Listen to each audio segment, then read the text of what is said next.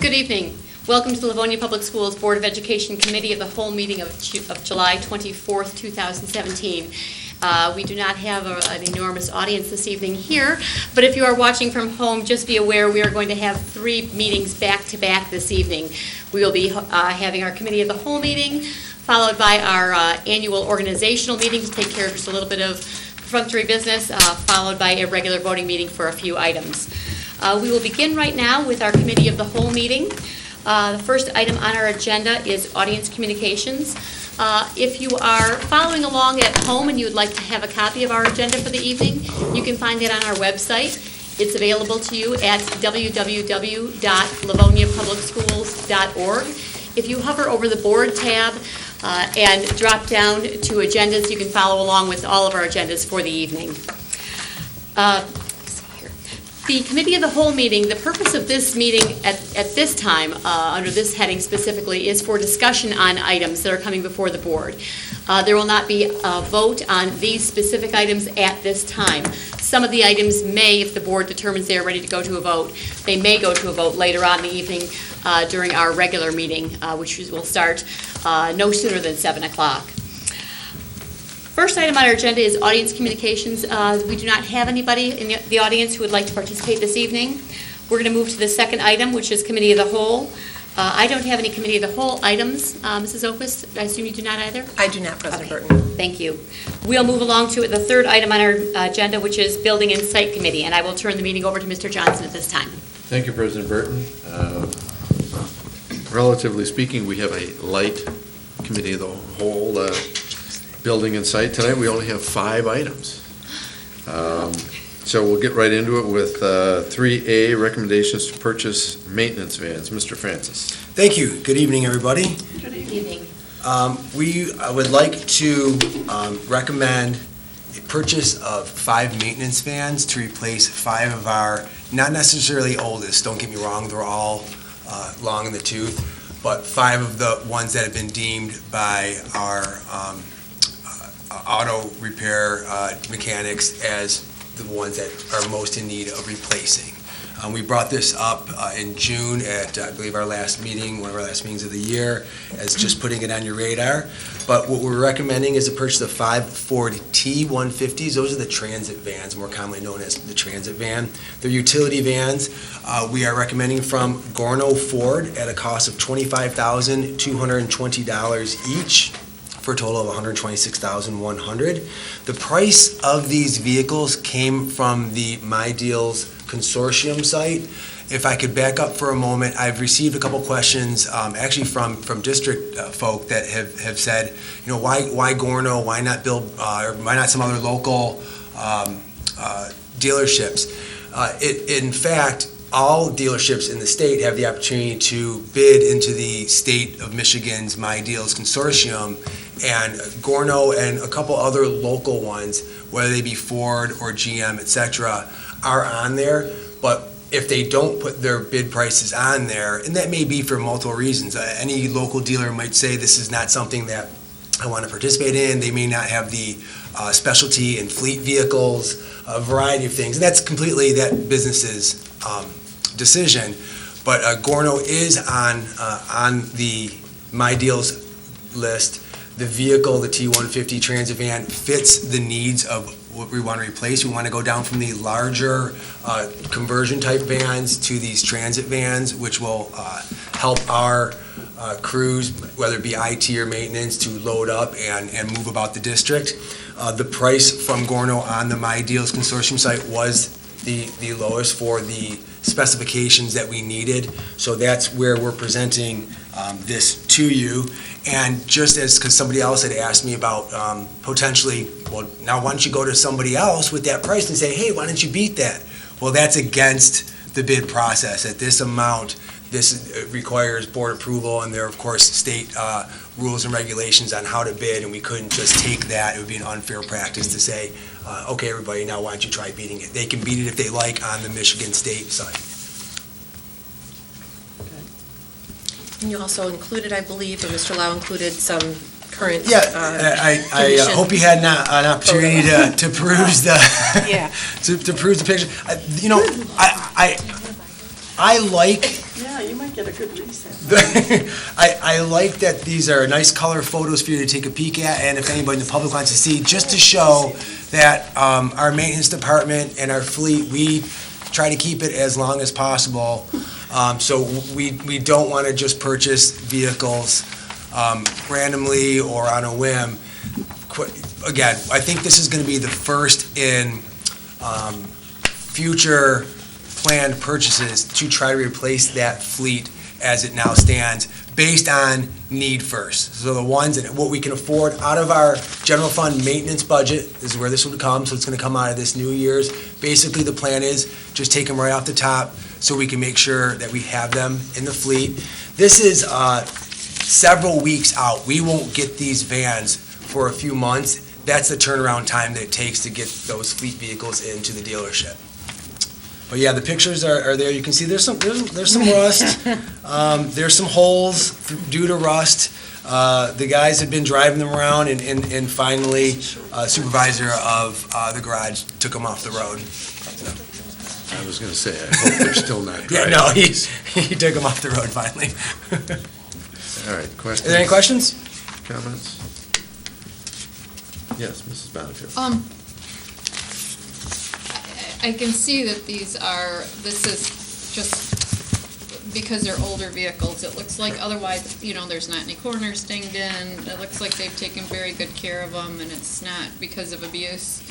Our guys we do in-house maintenance, etc. One of the biggest enemies of any and all of our vehicles is the salt. Yeah. But my question is do we have any other vehicles that are this? I mean, this last picture looks like it's the floorboard in the driver's seat that's got. Right.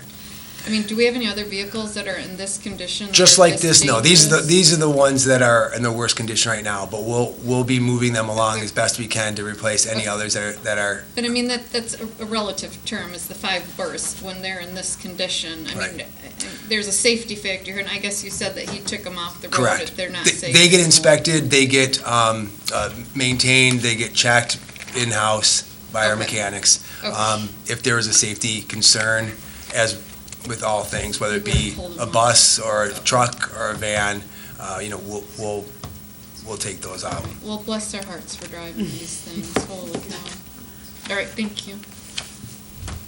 Yes, Mrs. Bradford. Yes.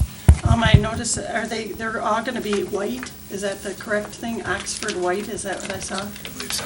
Okay, and my other question is there a long-term plan to replace any of the other vehicles? Yes, so one of the plans is, and Allison Smith, Director of Finance, and I have spoken a little bit about this as well. One of the ideas is to do sort of like this in phases. Okay. Just take it off the top of the budget in the new fiscal year and slowly replace, which spreads out the need to have to at one time in the future replace them all again at one time. So spreading out, as we've talked about with different things from technology to vehicles to roofs, it's wise to spread things out so we're so large. It's one thing if you have to replace 2 of them at a time because that's all you own. It's different when you have a big fleet. So these will be that newer transit type vehicle? You may have seen them on the road. Yes, I think so. And they'll be white instead of blue, obviously. Okay. With the LPS logo. With the LPS logo, great, thanks. Any other questions? Mrs. Burton. Just for the benefit of the public, also in our notes was the fact that these have begun to become rather excessive in repair, in their repair costs. So it's not just the rust and the unsightliness and the potential danger from that, but they're also getting more expensive to maintain than they are at this point to replace. And Mr. Francis, this comes out of the maintenance department budget. Right, maintenance department budget, general fund, yes. Okay, thank you. Any other questions? Seeing none, we'll put this on for regular. Yes, Yes. thank you. For today's regular. All right, great. Take us down to 3B, recommendations to purchase paper. Mr. Francis. Each year, about this time, the district makes a large paper purchase. It is for the district's use, so the buildings receive them from the central location. They can distribute it out to the buildings. And What we have done this year is take a look at last year's usage.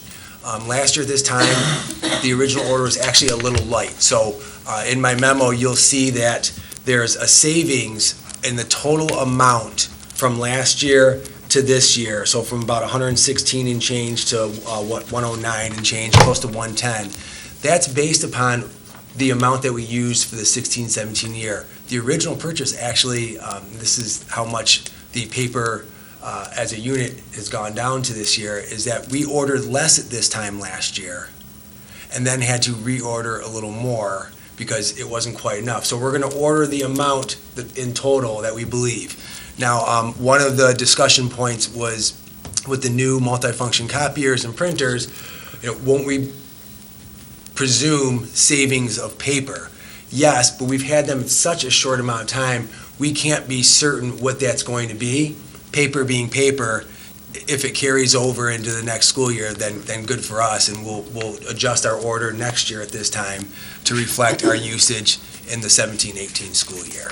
So right now, we're looking for a recommendation to purchase paper from the Contact Paper Group at a total cost of $109,747.60.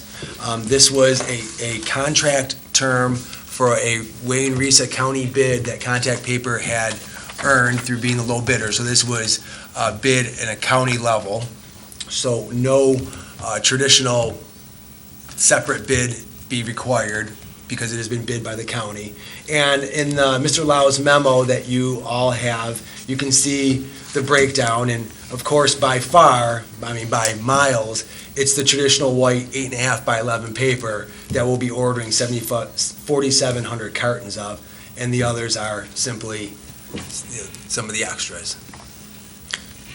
If there are any questions, I can help answer. Questions? Yeah, Mrs. Jarvis. Thank you. This paper is only going into the schools? This doesn't include the print shop? This is that's actually a very good question. Let me double check on that. It's the order that we would use, and I apologize, but I'm not certain whether the print shop carries, because they do have their own budget, whether they would pull theirs from a separate budget because they do special orders in so many. I would say 99% that they do, because they literally do millions of copies. Right. It'd be impossible to cover this, but without being 100% certain, I can certainly update you on that. But they do so many copies that it would be impossible to I would think, to cover this, but I'll double check for sure. Thank you. Okay? Thank you. Any other questions? Seeing none, then this will be on our agenda for tonight, correct? Yes. If you're comfortable with that, without knowing about the print shop. Yes. Okay. Thank you. Everybody needs paper. Okay, that'll take us down to 3C, lease renewal for Himawari Preschool. Mr. Francis. Yes. Himawari Preschool has been at the Taylor Niji Aero building. This is simply a renewal. Their amount has gone up per CPI. They are a good tenant, and they're excited to renew. We're excited to keep them in the LPS family of leasing. So I want to just simply point out on the first page of the lease, the areas that they use. They do know that those are their areas, and this is the Himawari Preschool, for those of you who aren't familiar, perhaps in the public, is the Japanese preschool, which blends nicely into Niji Aero as a building, and a decent amount of those children then apply to get into kindergarten with our Niji Aero school. So it's a nice entry-level introduction to Livonia Public Schools for some of these families. So it's a good piece. But you can see on that first page the portion of what we're calling Taylor School. I apologize for any confusion. Taylor was the original name and often gets used still in these official documents. So the portion of Taylor School consisting of classrooms 18, 19, and 20, and one office area for 2,559 square feet. So I do recommend renewal of the lease with the Himawari Preschool. And if you do have questions, I'd be happy to answer. Questions? No, everybody's comfortable with this? All right, so we'll put that on for this evening's agenda as well. So that'll move us down to 3D, amendment to Livonia City Soccer Club lease. The amendment to this lease, which actually runs through August of 2019 with the Livonia City Soccer, they have undergone some changes in their club. The Hawks and Eagles have combined with the Livonia City Soccer, so it's a bit of a larger organization. They no longer have the need that they once did. They, for years, have rented at Taylor/Nigiero office space, storage space, and they use the gym for some skills sessions. They currently had asked if they could reduce that amount within the building because they don't have a need for it anymore. They have other places that they can carry an office. This is not really an egregious request. It makes quite a bit of sense. They do still want the gymnasium. So essentially what we did with the lease was beginning July 1, going to a lower square footage out of the Nigiero building and prorated based upon cost per square foot, the amount, and have lowered their total amount as such. So, for example, this is just a one-page amendment to the lease stating that the new portion would simply be the gymnasium. Now, their monthly would be $2,750, which is slightly lower than what they used to pay. All the other terms of the lease, the turf field usage, those such things, the gymnasium, all still hold true. So this one page simply clarifies the space and reduction in cost.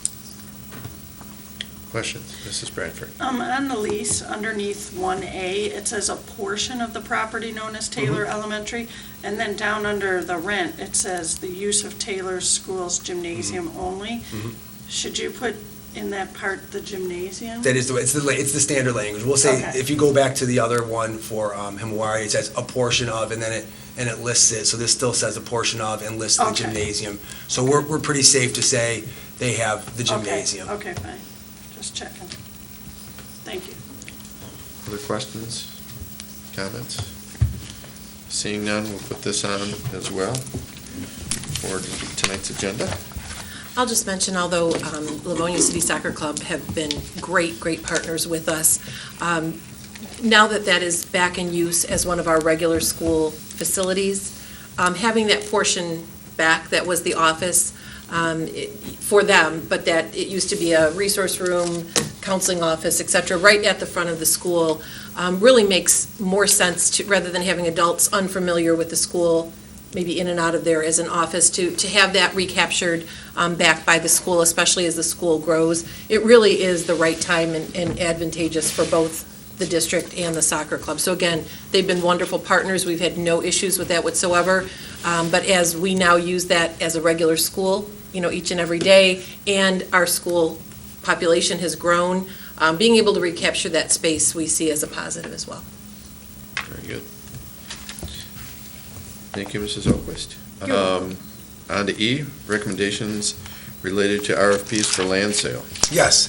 I would like, if you would indulge me, I'd like to, before we begin, take a few moments to describe for the public the process that the district has followed and prior to and in preparation of giving a recommendation in this important matter. So I'd like to prepare those who haven't been able to see what the process is and have been able to see the memos that we've given to you.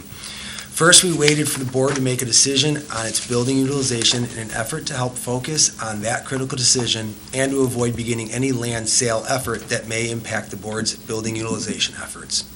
Once the board made a final vote, we proceeded to review potential vacant properties we would consider for sale, utilizing Bill Bowman, real estate consultant, to assist us through the process.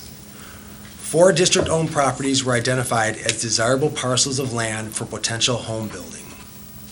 These were Old Perrinville, Nankin Mills, and the Western Wayne Ford Skill Center, all of which are located within the city of Westland. Additionally, Clay, located in the city of Livonia, was identified.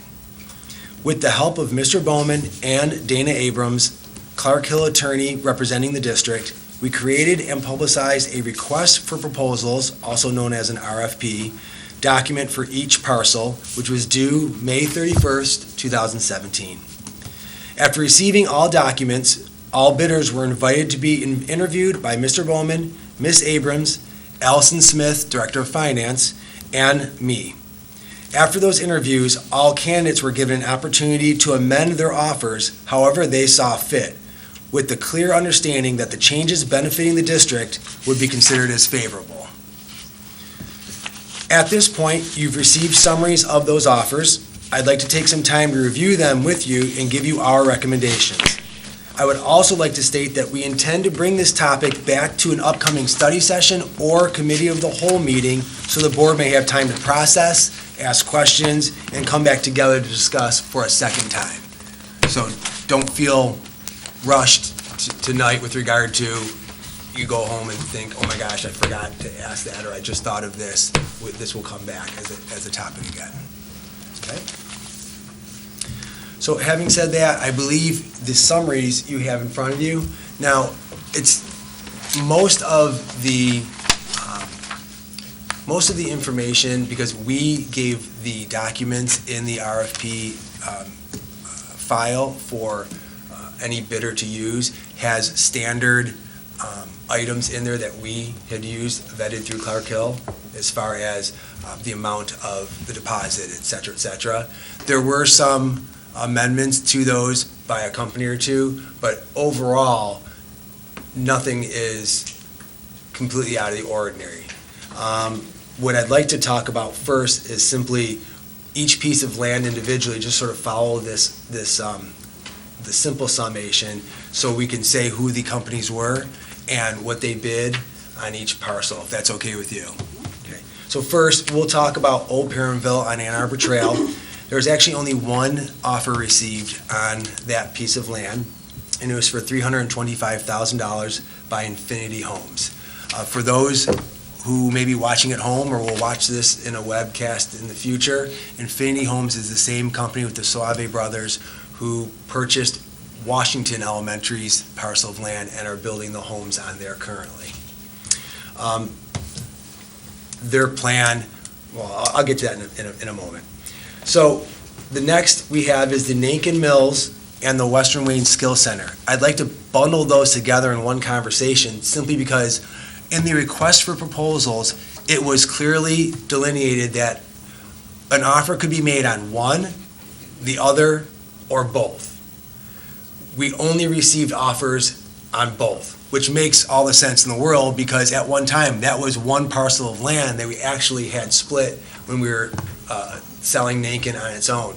With the Western Wayne Skills Center moving its program into Garfield after renovations, that building would become vacant. So the plan would be to raise that building, and clearly the plan would be for any of these builders to want to build on the entirety of both of those parcels together. So we received a bid from Green Tech in the amount of $1 million. We received Green Tech, for those of you who aren't familiar, the gentleman who works is that company. He's not a home developer. He's an engineer, and he worked in the original sale of Nankin. He's put a lot of time and effort into that and was interested in getting on board with the purchase and then getting a home developer to come in and follow through on his plans that he had already created for a big piece of the parcel known as Nankin. The other offer we received was from Pulte Home Builders. I'm sure all of you and probably everyone at home has heard of Pulte. It was actually quite exciting to hear Pulte being interested because we know that they are a big home builder all over Michigan, but also all over the country. Their offer was for $1,125,000. And then we also received an offer from Infinity Homes, again, in the amount of $1,150,000, that being the highest offer. Now, keep in mind, as I mentioned in my statement, there were two rounds of bidding, the initial, and then they could revise, because they saw each other's, and that's very legitimate. That's not illegal, it's not shady, it's actually a very appropriate way when it's to our advantage to give those who are bidding a second opportunity to rebid, because essentially what you're saying is highest and best. So there's revisions into the bids that would make them go up. Now, someone could have gone down, but that wasn't, in this instance, for any of these properties, in the best interest of either the builder, if they really wanted to get it, nor the district. So offers really only moved, they either stayed the same or moved up. So the high bid, as far as straight dollars, is also Infinity Homes for the Nankin Western Wayne Skills Center, again at 1.150. So the third site, you want to ask a question on that one? Or? Okay. If I may. Yeah. On that, when they do a rebid, does Pulte and Green Tech, are they aware? Everybody knows, yes. So That they can. Absolutely. Could In our have- interview. Pulte could have come back and Well, said, Yeah, They all see the original bids. okay, Then they have an opportunity to give their final and best by a specific date and specific Okay. time. yes. okay, gotcha. And then they're all provided afterward with the information on the rebids. There's not then A a third. third round of Correct. bidding. So I just want to be clear. So yes, everyone had the opportunity to provide To a see final the and origi- best. They saw the Yes. original bids. In the and then- attached documents, you Yes. see whether or not there was a no change or a change. Okay. So they're making their best determination, so they see all of them when the RFPs are opened, Okay, which is part of the open bidding process. And then after they all submit the final and best, and we have a chance to review them, then we have also provided since that time to all of those folks the final and best. Okay. But then there isn't yet another No. opportunity. gotcha. And during the interview process, and if you're asking, does everybody else know that you get a chance to rebid, we handed them a letter at the end of the interview. And it clearly stated in that letter that by such and such a date and such a time, you either in person or via email to me and the team had to. Have a chance to rebid. Correct, Okay. correct. And we even asked, if you're not going to change anything, still email us and say, we're staying where we're at, just confirming your original bid. So it was all known to all those who were involved, the process, and exactly as Mrs. Oquist just described it. They knew each other's first bid. That was then their opportunity to say, well, if I'm seeing that, what do I as a home developer want to do? And they can say, I'm out, I'm staying the same, or I'm raising it up. Okay, perfect. And it was quite beneficial to the district. And just so that people understand the difference between this situation and our normal situation, is that in this case, we're the ones who are selling. And we're trying to get the best price that we can versus when we're purchasing something and the bids come in. It's a different situation. We're on the other side of the coin. That's why this type of a process is okay. And it's not okay in the reverse situation. The process is, both processes are supposed to be advantageous in an open forum for us.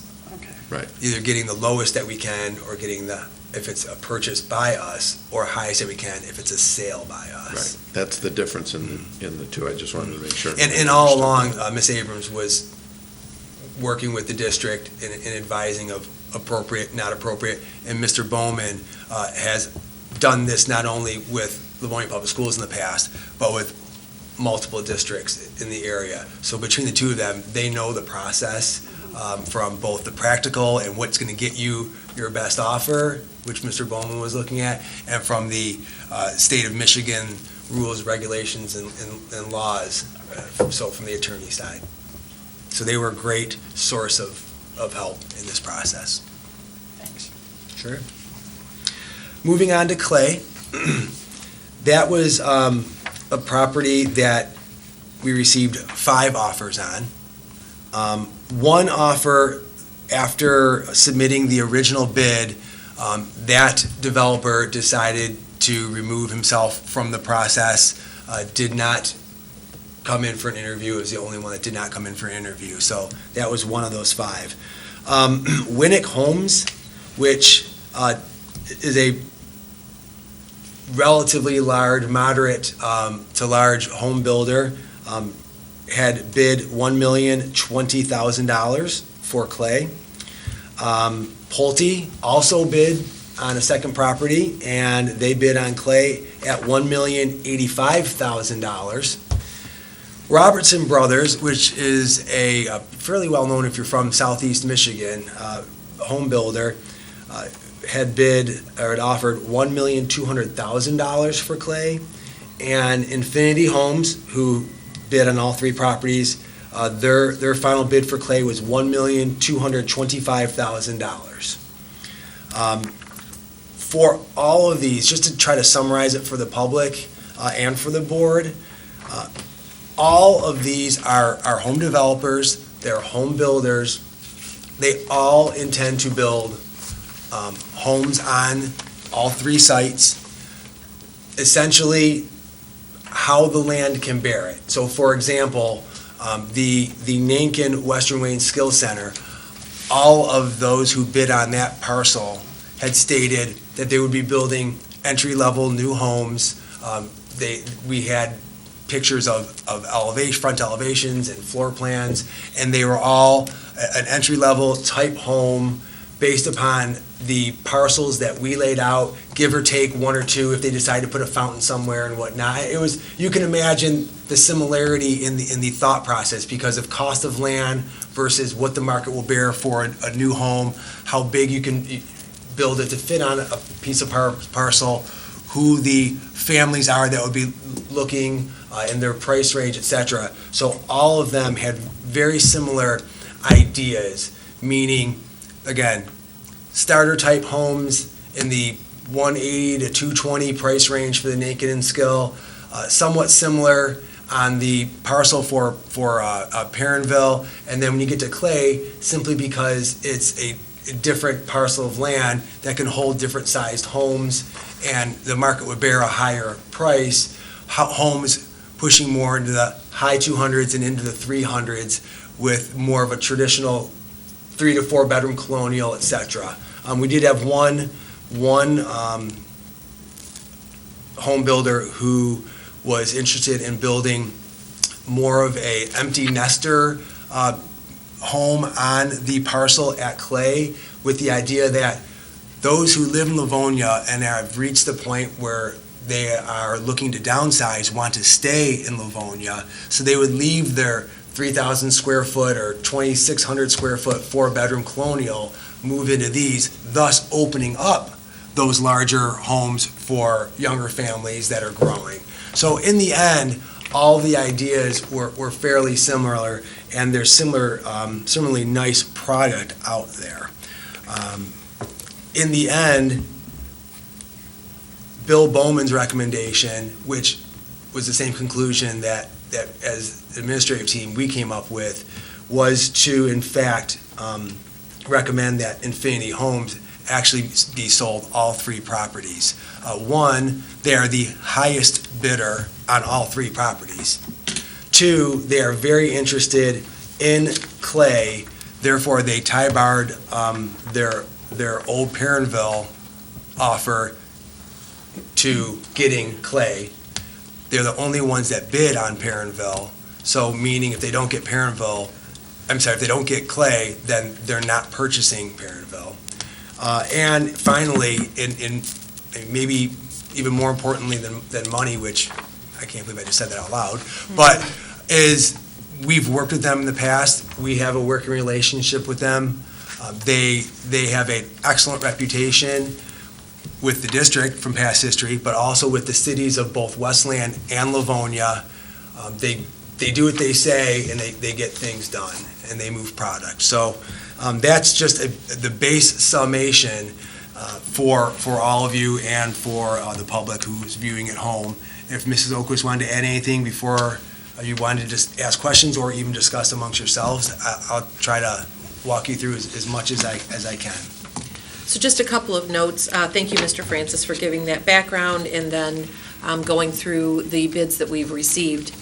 As Mr. Francis stated, we will have this back on the agenda for our study session next week, and then it will come back on for our committee meeting on August 14th, prior to any vote that would take place potentially on August 28th. So we have a significant amount of time. These are important decisions by the Board of Education, and we know that you've already gone through a many-month process taking a look at these different pieces. However, we will continue to do that and bring you further information from Infinity with regard to site plans, product, et cetera, at our upcoming meeting. But in preparation for that, if there are any questions you have or information you would like us to gather, we would certainly be happy to do that.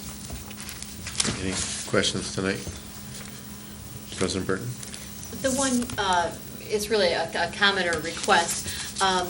As we proceed through these discussions, I would like confirmation from the builders as far as what types of homes they're looking to build. And I'm not looking at ranch versus colonial, but I'm looking at a confirmation that they're looking at building single-family detached homes as opposed to condominiums or some other plan.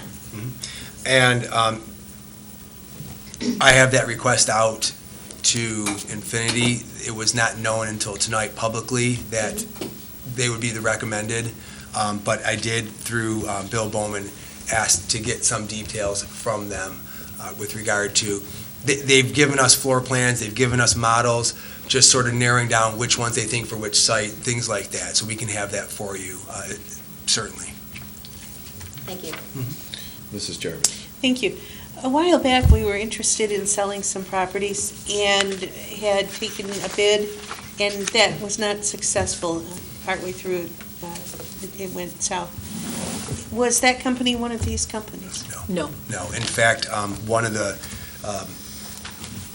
pieces of recommendation with Infinity, both from Mr. Bowman and from Mrs. Oquist and myself, is that Infinity did deal with the district and was not having any type of financial difficulty, and they currently are still a very strong home building company. Mrs. Benefit? We were just talking about condominiums, detached, and homes. From my days in residential home building, I do believe that unless the property is platted, which it usually isn't nowadays, it's usually considered a site condominium, even though they're single-family homes.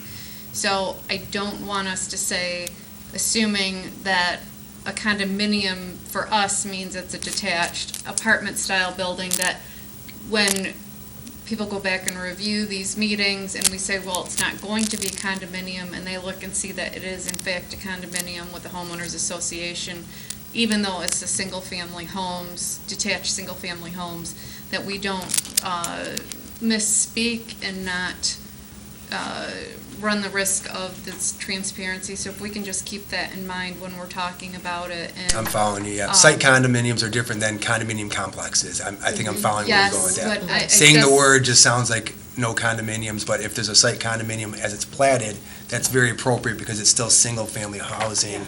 It's not the same. I just don't want to run into Correct. a terminology where we're using common terminology based on, the actual legal terminology and running into a problem where someone misunderstands what a site condominium is, and we potentially have some issues with how we've spoken, although our intent is obviously single-family homes. We want to make sure that there's no misunderstanding. Thank you. Any other questions?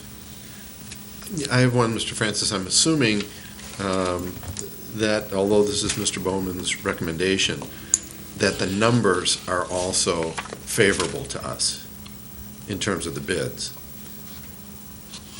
Overall, in comparison to his original estimate? Yeah, in terms of what the value of the property is. Yes. Okay. Yes. These are, I think based upon what we were, hoping for or thought would come in, this, I think, slightly exceeds what we were originally even thinking. Slightly above on two of the properties. Okay. Yes. That's what I was looking for.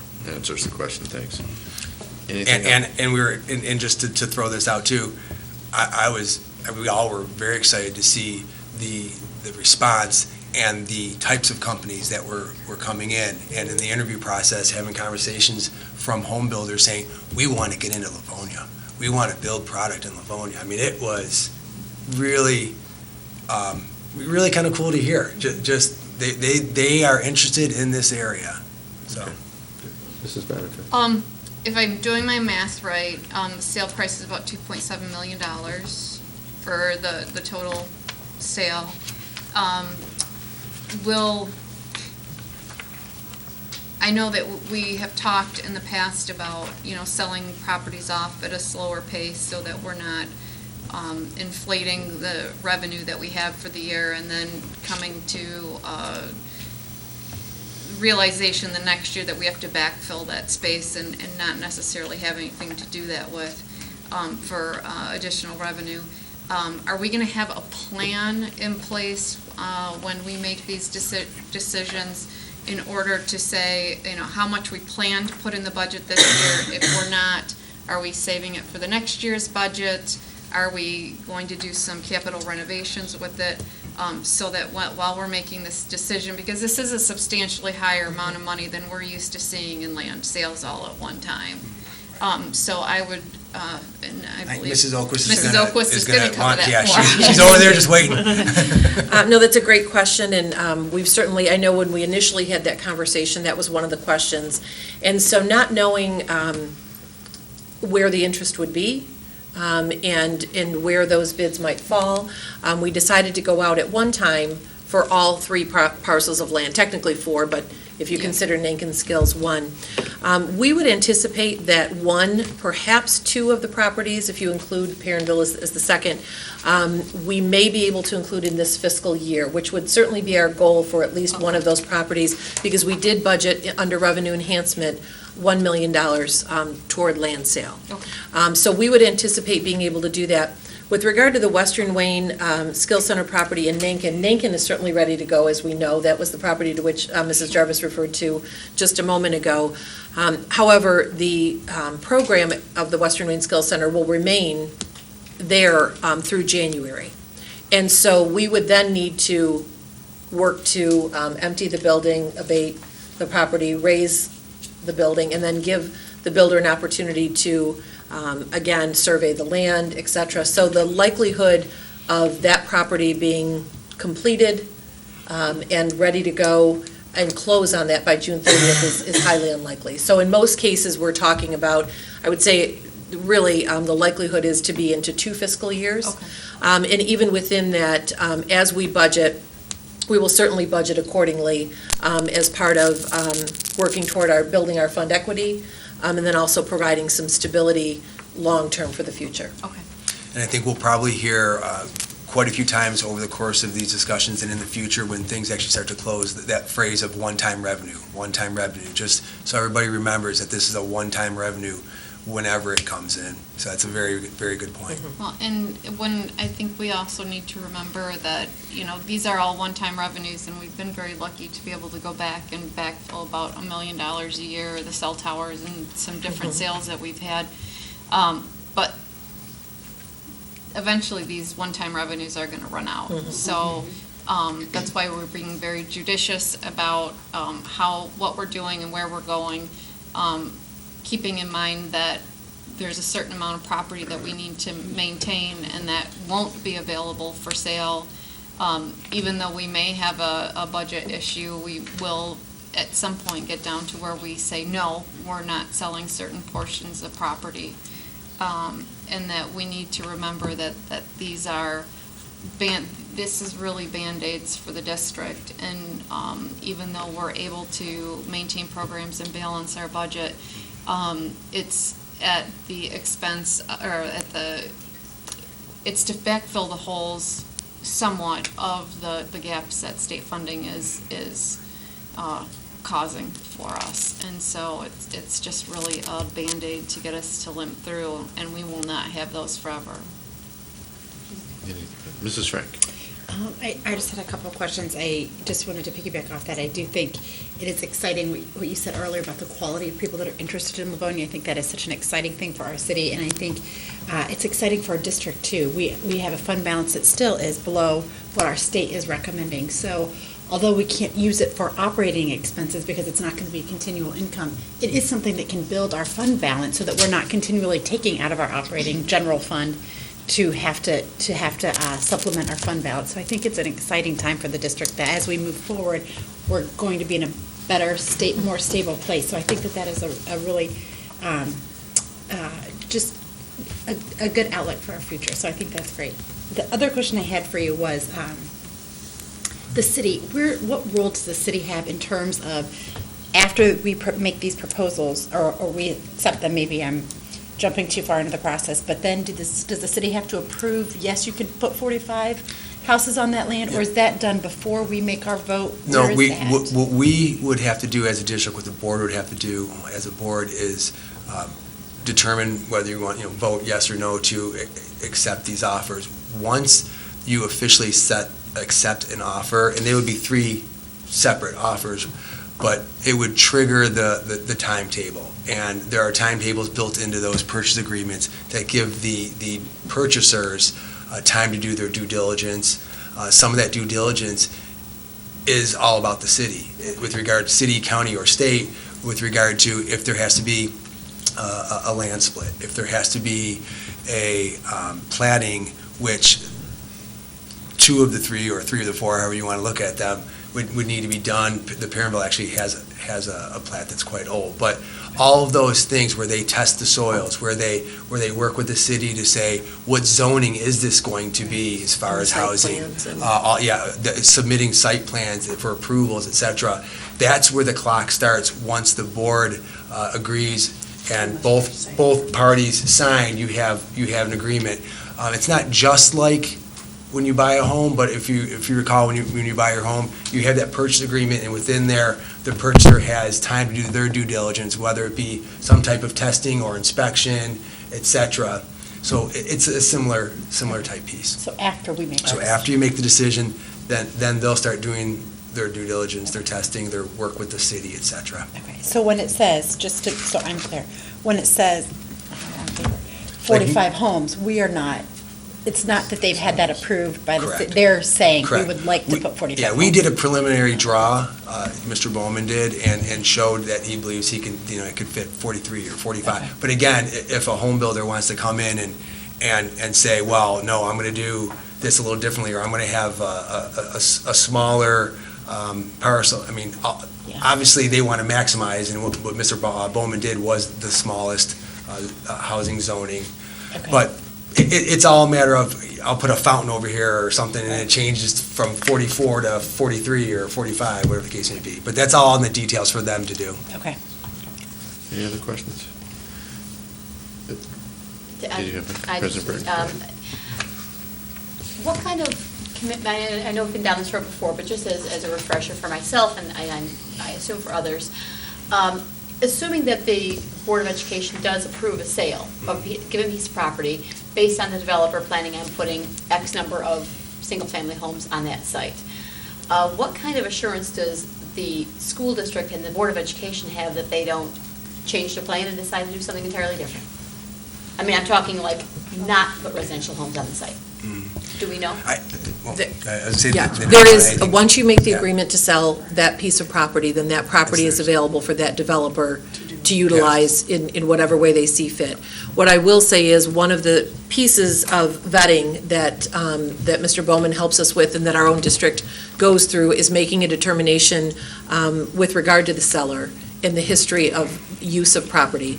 And as we look at these particular, the recommended bidder being focused on single-family homes, that is the direction we would go, and we would recommend for whoever we would bring to the board, that is their history and that is their intent for us. But beyond that, that is not something you can preclude them from saying, what they cannot do with it. That then would go to the city for their approval process. And that- They have the opportunity then to deny that if someone said, I'm going to put up. Tattoo parlor or Yeah. something, yeah.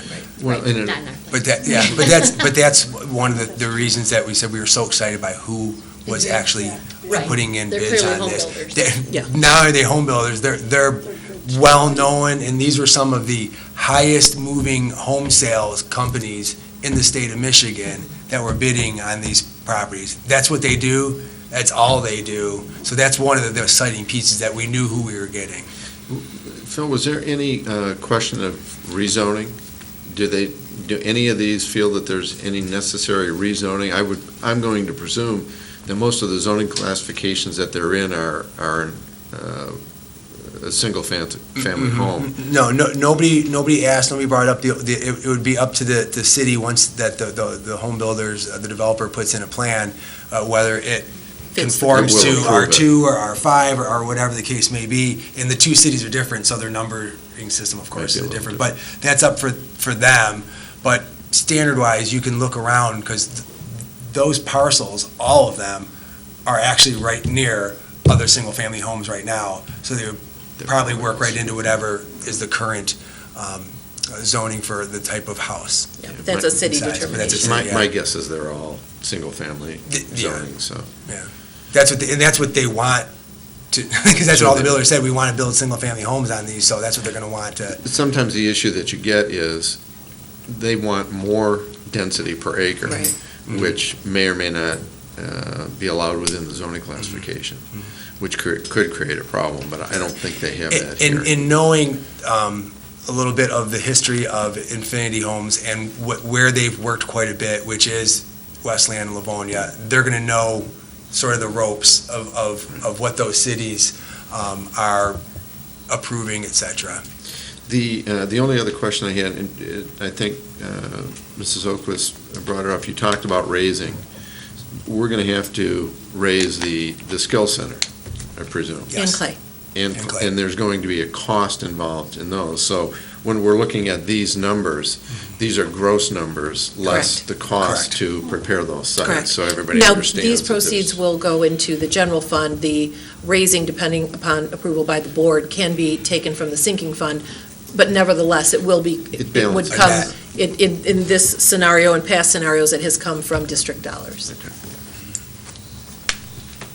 Yes. Just Mr. along Centers. those lines, do we have a general estimate of what it'll cost to raise those buildings, maybe based on Washington or previous? It actually, it would depend. The two buildings are, each building's unique in both size and scope, and how much abatement may need to be done, et cetera. Right. So I don't want to throw out any estimates before we have somebody take a look at it.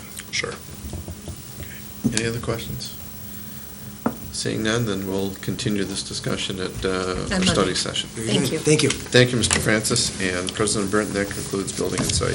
Thank you. At this point, we are on to item number 4, Curriculum Committee, and I will turn the meeting over to Mrs. Bradford. Thank you, President Burton. Tonight, we have Mrs. O'Brien, who's going to speak about the third quarter focus school report.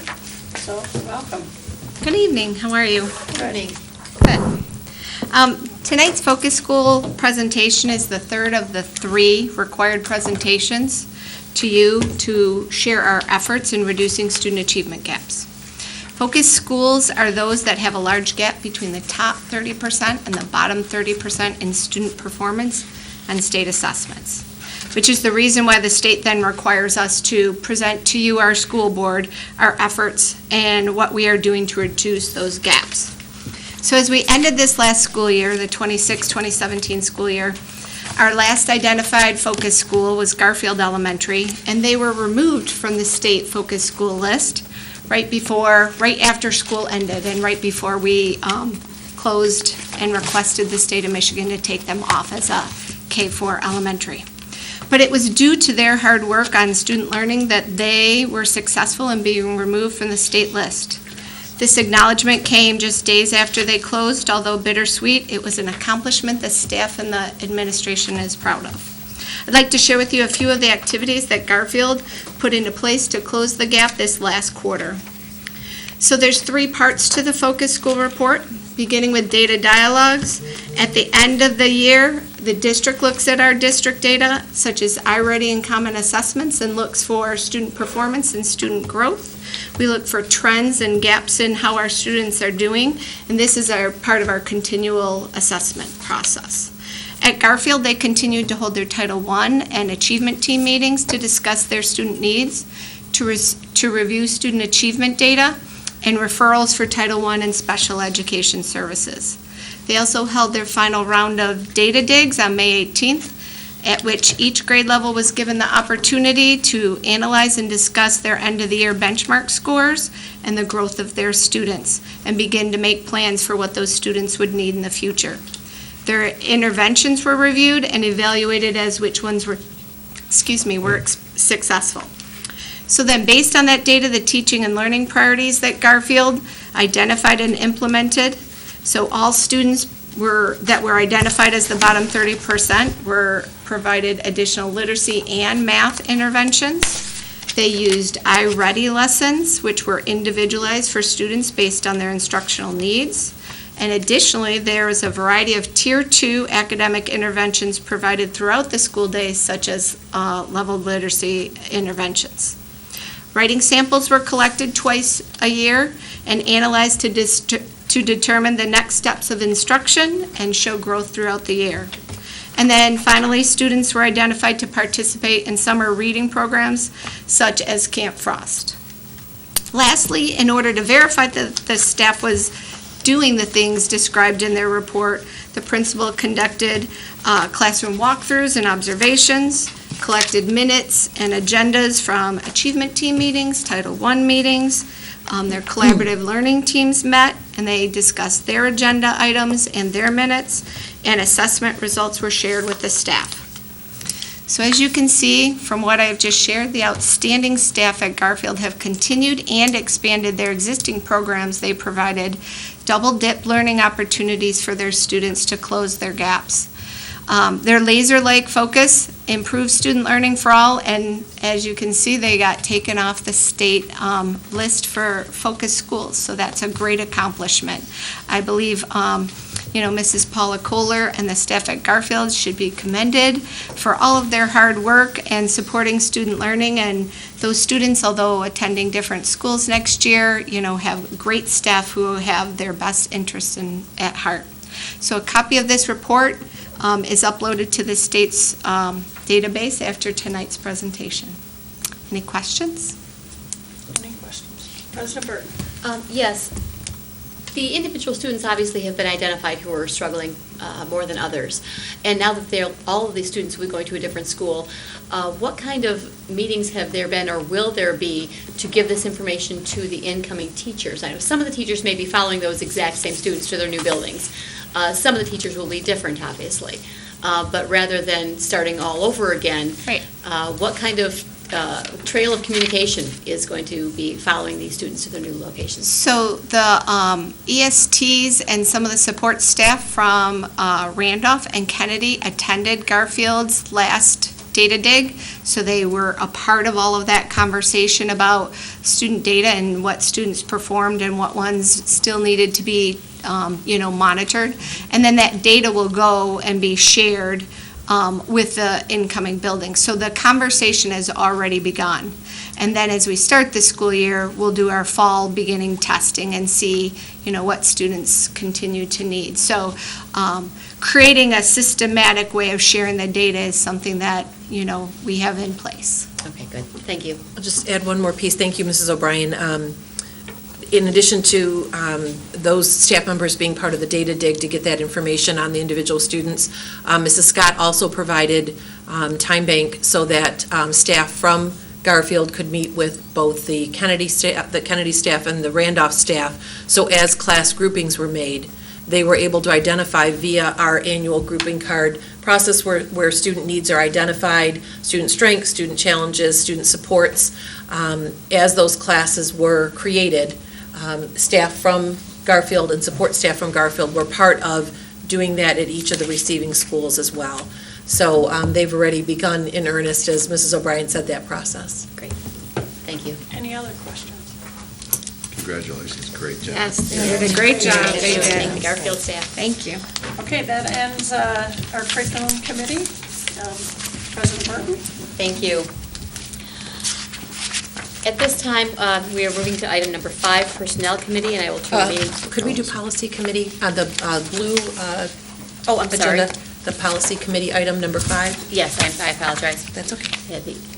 Didn't have the amended agenda with me, sorry. Policy Committee is next with Mrs. Frank, item number 5. Thank you. Thank you for catching that, folks. Hello. Tonight on our policy committee, we have the seclusion and restraint policy with Dr. Terrell. Thank you. Thank you, Ms. Frank. The Michigan State Board of Education adopted the policy for emergency use of seclusion and restraint on March 14, 2017. The intent of this policy is to ensure that seclusion and physical restraint are used only as a last resort in an emergency situation and are subject to diligent assessment, monitoring, documentation, and reporting by trained personnel. On July 10, 2017, the Wayne County Seclusion and Restraint Advisory Committee supported the adoption of the policy by school districts in Wayne County. Livonia has 3 members on this committee, including myself, Kristen Jacobson-Harm, and Libby Rogowski. One of the main components of this policy is the use of positive behavioral supports, specifically that we teach, practice, and reinforce behaviors that result in positive student academic and social outcomes. The emergency use of seclusion is defined as a last resort, emergency safety intervention that is necessitated by an ongoing emergency situation and that provides an opportunity for the student to regain self-control while maintaining the safety of the student and others. Seclusion is the confinement of a student in a room or other space from which the student is physically prevented from leaving. The emergency use of restraint is intended for the purposes of, again, emergency situations only in which a student's behavior poses imminent risk to the safety of the individual student or to the safety of others. An emergency situation requires an immediate intervention. Restraint, defined as an action that prevents or significantly restricts a student's movements. In any and all cases of emergency use of seclusion or restraint, we are required to document the incident in writing, contact the parents, and debrief with those who were involved, including the parents and, when applicable, the student. If a student exhibits a pattern of behavior, then the policy requires additional documentation and development of an emergency intervention plan. The policy also requires 2 levels of training for staff, an awareness training for all staff, very similar to our mandated reporting for child abuse and neglect. This awareness training is for staff who have regular contact with students, and then also training for key identified personnel, which are individuals who will generally be available for the emergency situation. We will be bringing forward our district's policy for your review at the study session next Monday, as well as more detailed information of the Michigan Department of Education's policy. I would be happy to answer any questions you may have at this time.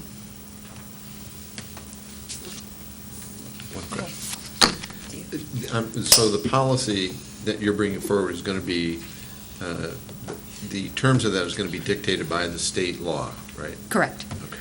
The policy that we will be recommending will be relatively brief and will speak to our acts to be in accordance with the guidelines as established by the Michigan Department of Education and adopted by Wayne County RESA.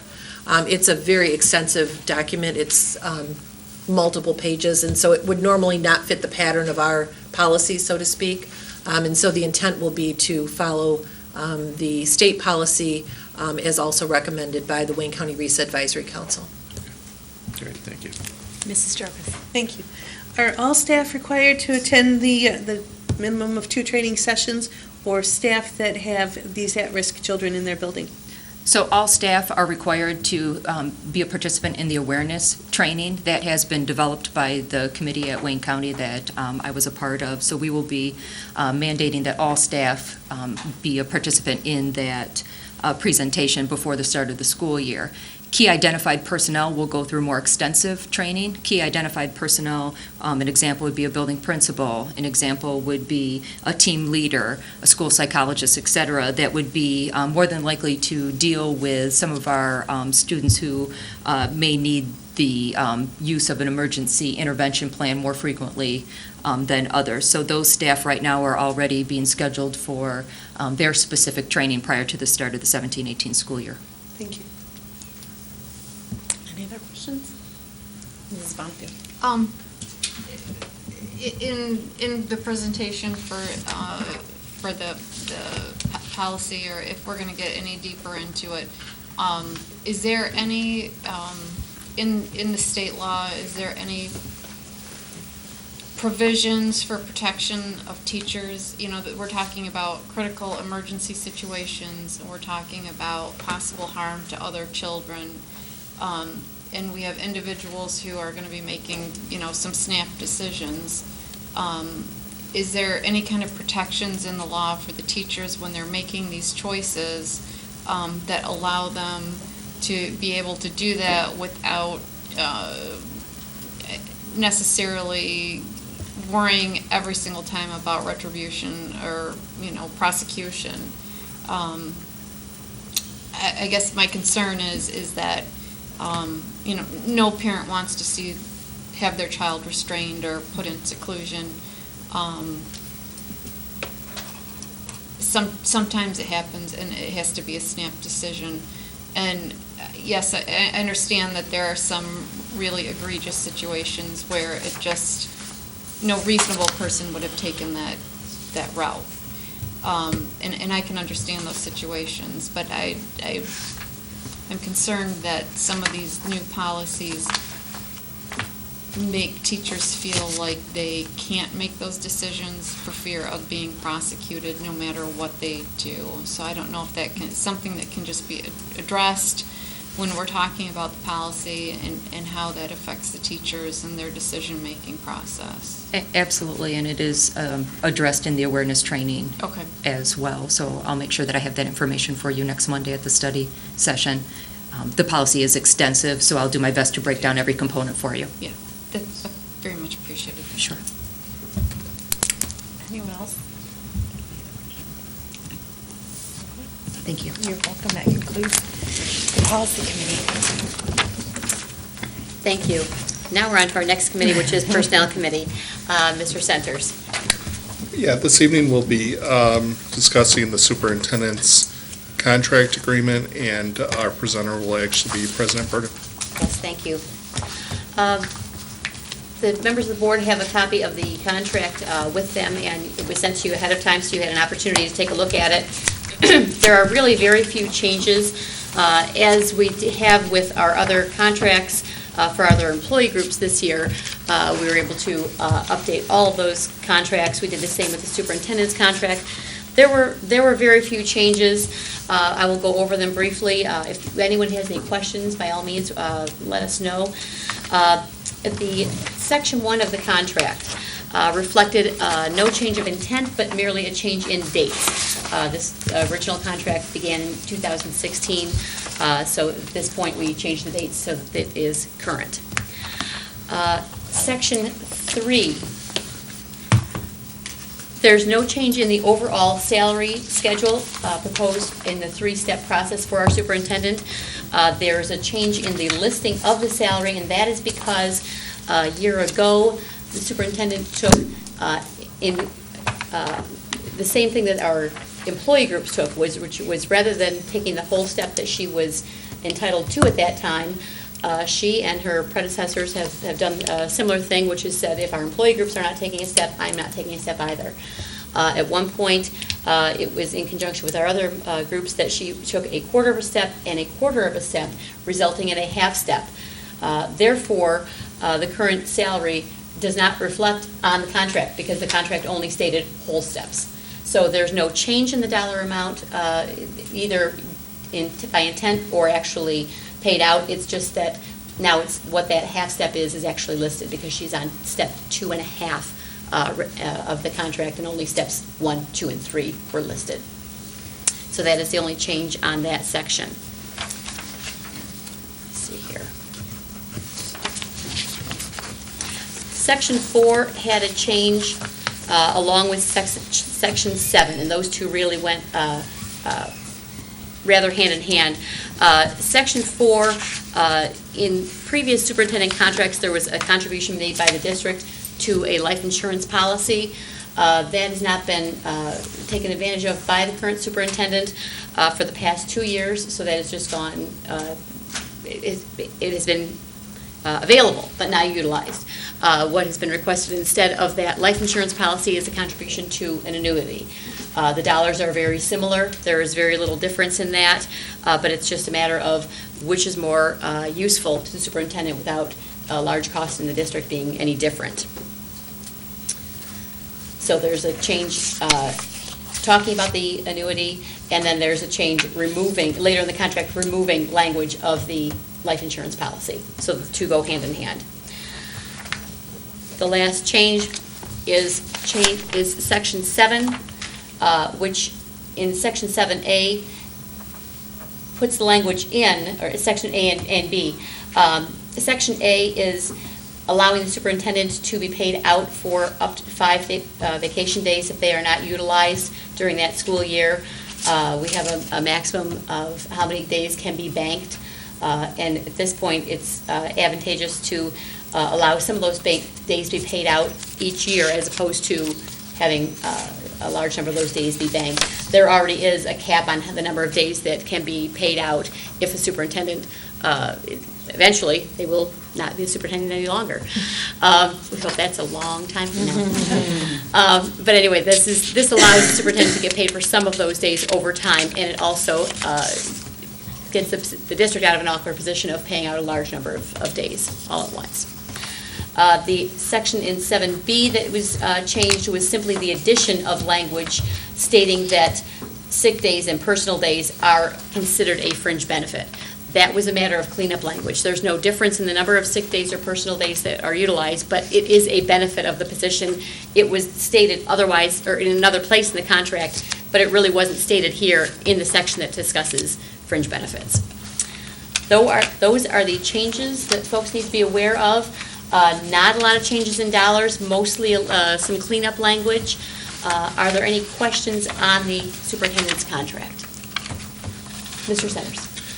Mine is more of a comment. While reviewing this, we went over compensation for neighboring districts as well as statewide districts and total compensation. And while this contract is not out of line, it is clear that Mrs. Oquist is working in a relative bargain, and it is, especially when you consider the quality that she's produced, having been highly effective. We are very fortunate to have her, and she has not asked for additional compensation, but she is very deserving of this contract and perhaps more, and we are very lucky to have her, and thank you for everything you're doing. I wholeheartedly agree. Are there other questions or comments? Mr. Johnson. Thank you, President Berg. I know you bank a lot of time. And the one thing that I've learned over the years of what I do is we need mental health days. And I would encourage you to take time off. Thank you. You know, this job can be very daunting, and you're at everything. You are omnipresent in this district. And I think you just need to keep in mind that every once in a while you need to take that day and just go chill. Thank you. Other questions or comments by members of the board? As Mr. Center said, the board members took a look at quite a bit of information from the Mackinac Center, which, although not 100% perfect, gives a very good picture of superintendent compensation among a lot of other data for the state of Michigan. Just so folks in the public are aware, Livonia Public Schools is the 9th largest school district by enrollment, which is really what you want to be comparing apples to apples. Is we're looking at our superintendent contract. Not necessarily. We have about 14,500 students roughly in our school districts. So to compare our district to that of a school district of, say, 1,000 or 2,000 students is not an accurate comparison. What we need to do for an accurate comparison is look both next door and across the state at other districts that are of a similar size. Just so the public is aware, Livonia is the 9th largest district out of over 500 districts in the state of Michigan. Our superintendent's total compensation package is 61st in the state of Michigan, not anywhere near 9th. We are thankful, we are grateful for the superb job that you continue to do, Mrs. Oquist.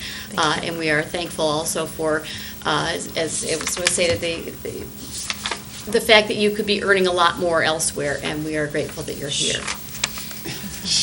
Yeah, I know. In the other districts, My pleasure. keep your hands off our My superintendent. privilege. Other questions or comments? All righty. Seeing none, this is, I believe this goes on for, this will be going on to a vote later on this evening. Sorry, want to make sure that I didn't misspeak on that one. Again, we're not looking at a large dollar change, but mostly language cleanup. So, any other, let me see here. Sorry. Next item on our agenda is our Finance Committee. I don't have any items. Mrs. Bonnefield, do you have anything? No, Mrs. Oakwood? I do not. Mrs. Smith? No, nothing, thank you. All righty. Next item is, policy has already been taken care of, is legislative. Mrs. Jarvis. Do we No have- report. Okay, thank you. That brings us to the end of our meeting for the Committee of the Whole. Would anybody need to take a brief break before we go into our organizational meeting? Okay. We are going to we are going to adjourn this meeting. We will rejoin you in about 5 minutes after the board has had an opportunity to take a brief break, and at that time, we will be going into our organizational meeting. We are now adjourned.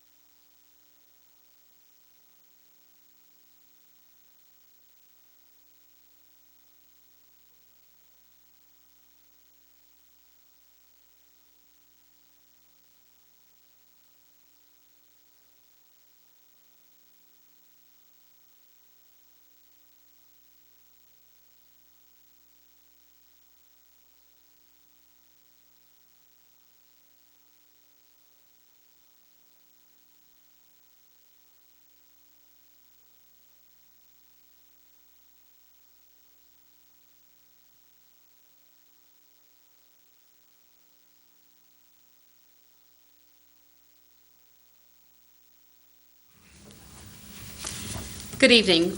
Welcome back to the Livonia Public Schools Board of Education organizational meeting of July 24th, 2017. Mr. Centers, would you please take the roll? Sure. Mrs. Bonnefield. Here. Mrs. Bradford. Here. Mrs. Frank. Here. Mrs. Jarvis. Here. Mr. Johnson. Here. Mr. Centers is here. President Bergen. Here. We have a quorum. If you're following along with us this evening and you're just joining us, you can pick up our agenda either just outside the door if you're here in the room with us, or you can also pick it up on our website, which is at www.livoniapublicschools.org. If you hover over the board tab, you can drop down to agendas and follow along. This is a very brief organizational meeting. I anticipate probably 10 to 15 minutes or so, after which we will go into our regular meeting, which will contain several items upon which the board will take votes. Right now, on the agenda, we are on item 2, audience communications. I do not have any blue slips or indication we have audience members who would like to participate. Are there any audience members who would like to participate at this time? No. All righty.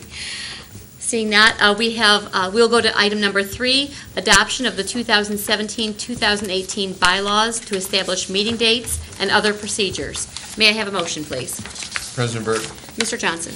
move that the Board of Education of the Livonia Public Schools School District adopt the attached bylaws to establish 2017-2018 meeting dates, procedures for the calling and posting of board meetings, and authorization to sign contracts and legal documents for the board. Support. We have a motion by Mr. Johnson, supported by Mrs. Jarvis. Mrs. Oquist, did you want to address this item? Thank you, President Burton. In order to be compliant with the Open Meetings Act, it is necessary for us to adopt annually, for the board to adopt annually, the meeting schedule for the coming year. As you'll see on the attached bylaws, on which you'll be voting, all of the requirements that were stated in the motion with regard to procedures for the calling and posting of meetings, the authorization to sign contracts and legal documents for the board, as well as the establishment of the meeting dates, have all been included in those bylaws. We would recommend approval this evening. Thank you. Are there questions or comments from the board members? Seeing none, we have a motion by Mr. Johnson, supported by Mrs. Jarvis. Mr. Centers, would you please take the roll? Mr. Johnson. Yes. Mrs. Jarvis. Yes. Mrs. Bonnefield. Yes. Mrs. Bradford. Yes. Mrs. Frank. Yes. Mr. Centers says yes. President Bergen. Yes. Motion passes. Thank you. The next item is item number 4, designation of 2017-2018 bank depositories. May I have a motion, please? President Burton. Mrs. Frank. Move that the Board of Education of the Livonia Public Schools School District adopt a resolution designating J.P. Morgan Chase Bank, Bank of America, and Fifth Third Bank as depositories for the school district during the 2017-2018 school year. Support. We have a motion by Mrs. Frank, supported by Mrs. Bonnefield and Mrs. Smith. Thank you. Mrs. Bradford, I'm sorry. We have a lot of B's on this board. Bradford. Thank you. I Thank you, apologize. President Burton. Michigan law requires school boards to designate the financial institution in which the district deposits their funds. We're currently using the same 3 banks that we brought to the board last year, which are J.P. Morgan Chase, Bank of America, and Fifth Third Bank. Most of the day-to-day banking of the district goes through the J.P. Morgan Chase account. The Bank of America account is used for our elementary and middle school activity accounts, as well as some credit card payments for different programs such as the Jackson Center Daycare program or community ed classes. And then lastly, we have an account with Fifth Third Bank, which is where we run the deposits and disbursements for our 2013 bond. And that's also associated with the Michigan Liquid Asset Fund Plus Cash Management Program, also known as MyLAF. Fifth Third is the custodian bank for that program. And what that program is, it was established in 1987 by the Michigan School Board Association. And the purpose of it is to pool the investments of multiple districts together so that we could get better returns on our investments. So those are the current, the 3 banks that we're currently using, and we'd recommend we continue using those for the coming school year. Thank you. Are there any questions or comments from the board? Seeing none, we have a motion by Mrs. Frank, supported by Mrs. Bradford. Got it right this time. Mr. Centers, would you please take the roll? Mrs. Frank. Yes.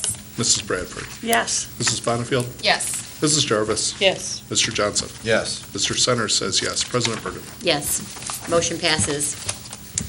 The next item on our agenda, thank you, Mrs. Smith. Thank you. The next item on our agenda is item 5, appointment of investment officer.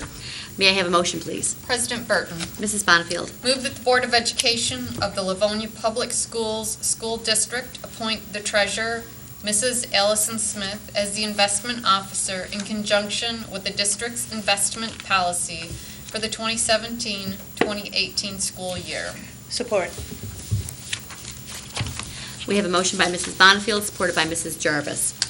Mrs. Oquist. Thank you.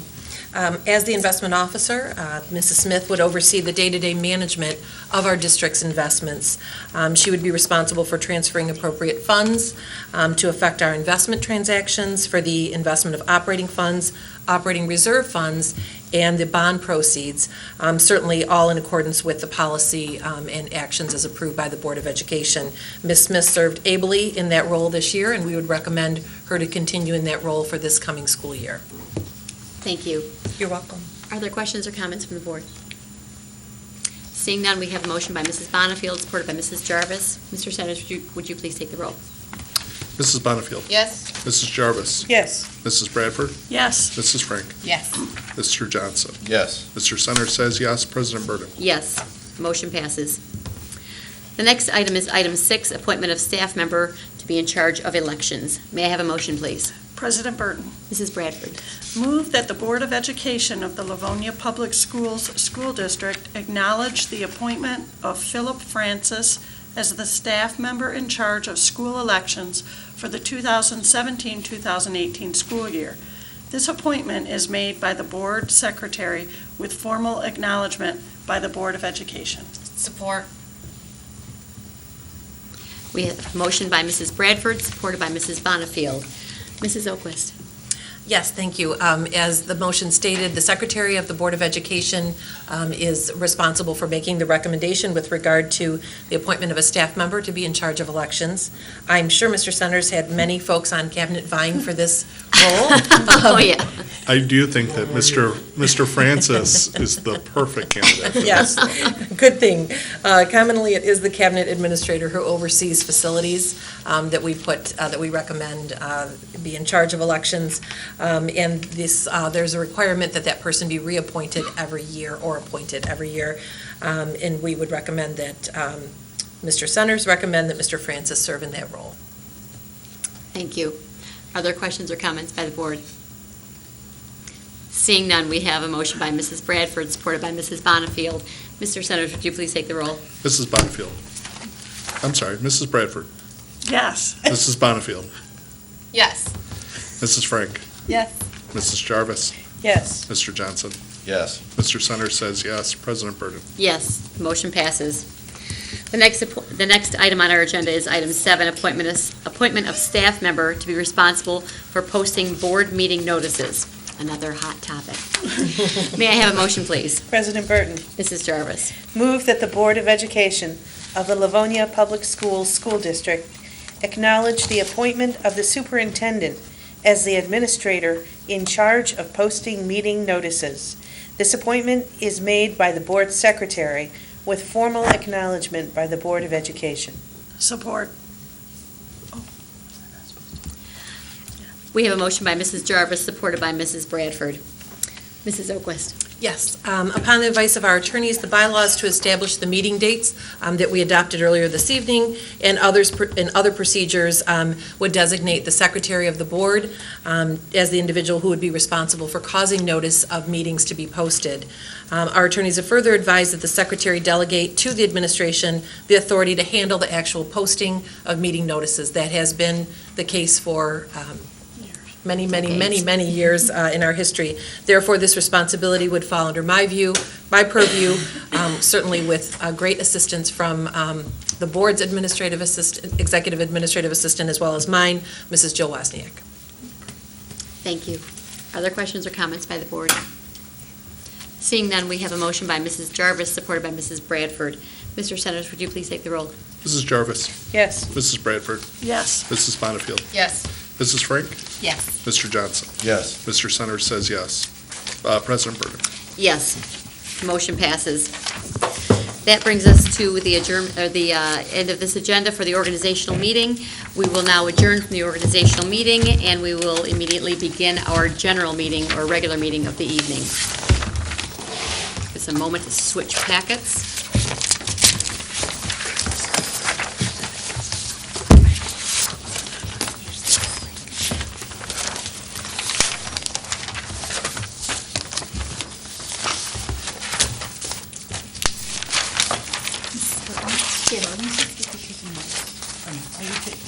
We'll take care of it. Thank you, Bill. Are you ready, folks? We will now begin the regular meeting of the Livonia Public Schools Board of Education, regular meeting of July 24th, 2017. Mr. Centers, would you please take the roll? Mrs. Bonnefield. Here. Mrs. Bradford. Here. Mrs. Frank. Here. Mrs. Jarvis. Here. Mr. Johnson. Here. Mr. Centers is here. President Burton. Here. We have a quorum. Mr. Centers, would you please lead us in the Pledge of Allegiance? Absolutely. I pledge allegiance to the flag of the United States of America and to the republic for which it stands, one nation, under God, indivisible, with liberty and justice for all.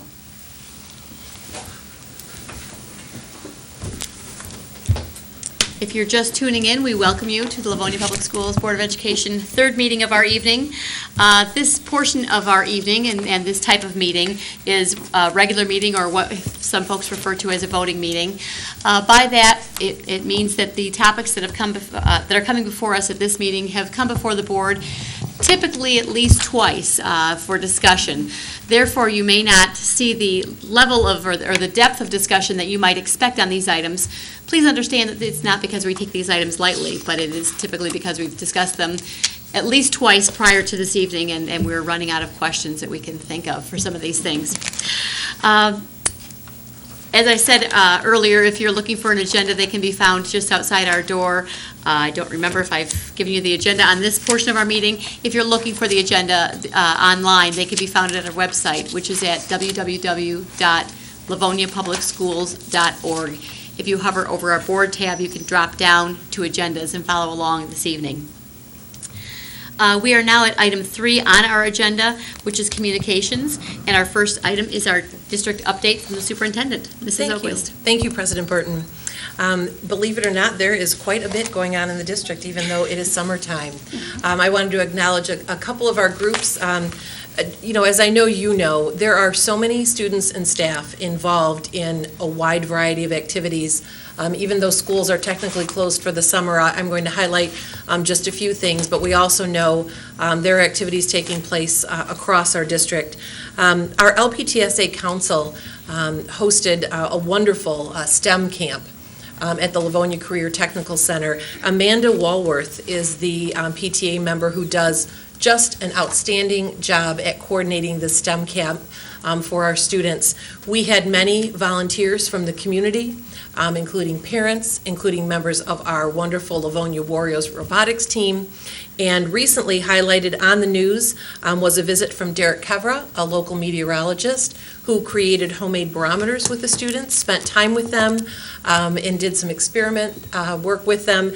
And that was highlighted on a recent Fox 2 news segment and also on the Livonia LPTSA Council Facebook page. So we wanted to thank Amanda for all of her hard work, all of our students who participated, and all of the volunteers who came and assisted throughout that camp.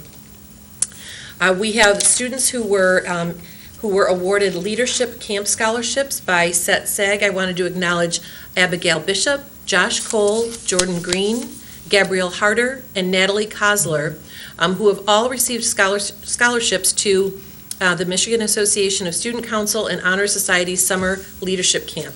They had over 300 scholarship applications. There was a high demand for this camp. It's taking place this week at Albion College, and they will be learning about developing skills in communication, organization, various aspects of leadership, personal growth, group process, and goal setting. Many of these students also serve in those leadership roles within their school communities. And so we're very proud to have them have received the scholarship to Leadership Camp, and we hope they are having a wonderful time learning and growing. You may recognize that there's a lot of construction, even though we only had a couple of technically major projects. There's a lot going on. We had an opportunity just last Thursday to spend time at Churchill High School and at Stevenson High School. At Churchill, there are areas that if you were just dropped in the middle of a particular hallway, it may be somewhat unrecognizable. But I reminded myself that we always feel this way in mid-July when we go to visit construction sites, as we anticipate students and staff arriving in just about 6 weeks. But the construction is well underway, and everything is really moving according to schedule. At Stevenson, the work in the auditorium has come so far just since our visit, which was in Was that May? Mm-hmm. When we visited. They're getting ready to complete the flooring and put in the seating. So already those changes are quite significant. And we are on schedule for our ribbon cutting at a very similar time of the year as we were with Franklin. They've dropped down the construction barriers, as I'm sure you've seen if you've driven past the school. And they've reconfigured the driveway area and are continuing to finish that work. And so there's, again, quite a bit going on there. They are on schedule to complete that work as well. There are a number of projects going on at other sites, a lot of paving. I'm sure you've seen paving work going on. The water main work, I thought I'd mention that publicly for our wide number of viewers who I know tune into our meetings. But I wanted to mention, because many people have said, what are you doing at Holmes? I thought you already renovated Holmes Middle School. So we have, and as we've discussed at prior meetings, there was a need for significant water main replacement. And so they put up some temporary fencing, and as you go by, it looks like there's quite a bit going on, and there is. So they will be completing that work and then moving on to the parking lot area there. And then we just, I believe Mr. Francis and Mrs. Scott were out at Frost and Randolph today and shared some pictures with us as well. So we'll include in your update this week some current photos of where things are in progress. But that continues to go on. Both Camp Emerson and Camp Frost are underway, so learning continues for a number of our students, and we have staff engaged and involved. We have our extended school year taking place for our students with whom that is part of their IEP. We have that taking place at Webster Elementary. And then we have, as I know you know from either your own, potentially your own family's involvement, or just from following what's happening through the district, we have marching bands either heading off to camp or already there. We have athletic teams holding camps for both youth in the area as well as themselves. We have student councils going off to leadership camp. So we have our students engaged on a number of fronts this summer. So it's great to see all that they're doing to prepare for the coming school year. No, I'm sorry. No, that is not it. Okay. I apologize. I missed one piece. We had rookie members of the Livonia Warriors robotics team participate in the Taylor Big Bang competition at the Taylor Sportsplex. We had brand new warriors, Griffin Park, who was the lead driver, Vanch Amin, the co-pilot, Michael Snyder, human player, and Josie Stanley, airship pilot, who all participated in the weekend competition and won the competition. So these are all folks new to the team who were available to go. In addition to that, our Livonia Warriors, and I believe it was just seniors, but I'm not certain on that, went to the Indiana Invitational. I think it was mostly seniors. Mostly seniors. Went to their first invitational in Indiana, and they ranked 17th out of 68. So they continue to impress on many, many fronts, and are also busy in the community supporting a lot of different activities and getting ready for their own new year. Congratulations to them. Thank you. You're welcome. If you are some of the few, it sounds like, who are actually taking summer vacation right now from school, enjoy it. We're glad some of our folks are still busy in the community. The next item on our agenda is written communications. I do not have any written communications to share with the board. Does anybody else have written communications? No. Seeing none, our next item on our agenda is item 3C, audience communications. I do not have any blue slips. Is there anyone in the audience who would like to participate this evening? Seeing none. Next item is item 3D, response to prior audience communications. I do not have any any response to prior audience communications at this time either. That will take us to item 4, our consent agenda. May I have a motion, please? President Burke, Mr. Johnson. move that the Board of Education of the Livonia Public Schools School District approve the following consent agenda items as recommended by the superintendent. 5A, minutes of the public hearing of June 26, 2017. 5B, minutes of the regular meeting of June 26, 2017. 5C, minutes of the special meeting of June 26, 2017. 5D, minutes of the closed sessions of June 26, 2017. And 7A, bills for payment. Support. We have a motion by Mr. Johnson, supported by Mrs. Bonnefield. Are there any questions or comments on any of the consent agenda items? Seeing none, Mr. Centers, would you please take the roll? Mr. Johnson? Yes. Mrs. Bonnefield? Yes. Mrs. Bradford? Yes. Mrs. Frank? Yes. Mrs. Jarvis? Yes. Mr. Centers says yes. President Burden? Yes. Motion passes. And if you could pass down your minutes of your closed session, we will get those, Mrs. Opus, you can get them to you.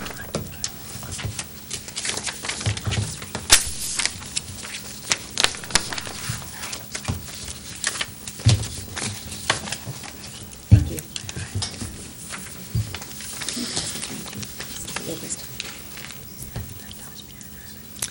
The next item on our agenda this evening is item 6, personnel matters. 6A is appointment of student services coordinator. That's not who I expected. Sorry. Like to keep you guessing? Yes, you do. May I have a motion, please? President Burton, Mrs. Frank. move that the Board of Education of the Livonia Public Schools School District accept the recommendation of the superintendent and appoint Mary Libby Rogowski as a student services coordinator beginning with the 2017-18 school year. Support. We have a motion by Mrs. Frank, supported by Mr. Johnson. Mrs. Oquist. Mr. Francis is going to get us started, and then I'm Okay. going to jump in. Okay. Thank you Mr. very much. Francis, thank you. Yes. This is a key position on the Student Services Administrative Team. It is a newly added supervisory position that was approved by Wayne Risa and is funded 80% through the county Act 18 budget and 20% by federal IDEA funding. With the acceptance of additional county programs run by Livonia Public Schools, the district requested additional allocation of funds from Wayne Risa for supervision. Therefore, no general fund dollars will be used on this administrative position. The district's administrative team interviewed the recommended candidate, along with all other qualified candidates who applied for the posted vacancy and passed the initial screening process. She also completed a written task pertinent to the position and had a final interview with the superintendent, Mrs. Oquist. We believe she is the most qualified candidate for the position and would like to recommend Mary Libby Rogowski be promoted to the position of Student Services Coordinator and recommend that she be approved for employment as such. Libby has been a special education teacher with Livonia Public Schools for the past decade. She has recently completed the Aspiring Administrators Academy through Wayne Risa and has provided leadership in the Student Services Department as an acting coordinator during the past school year. Libby has an impressive resume and is an asset to the district in many ways.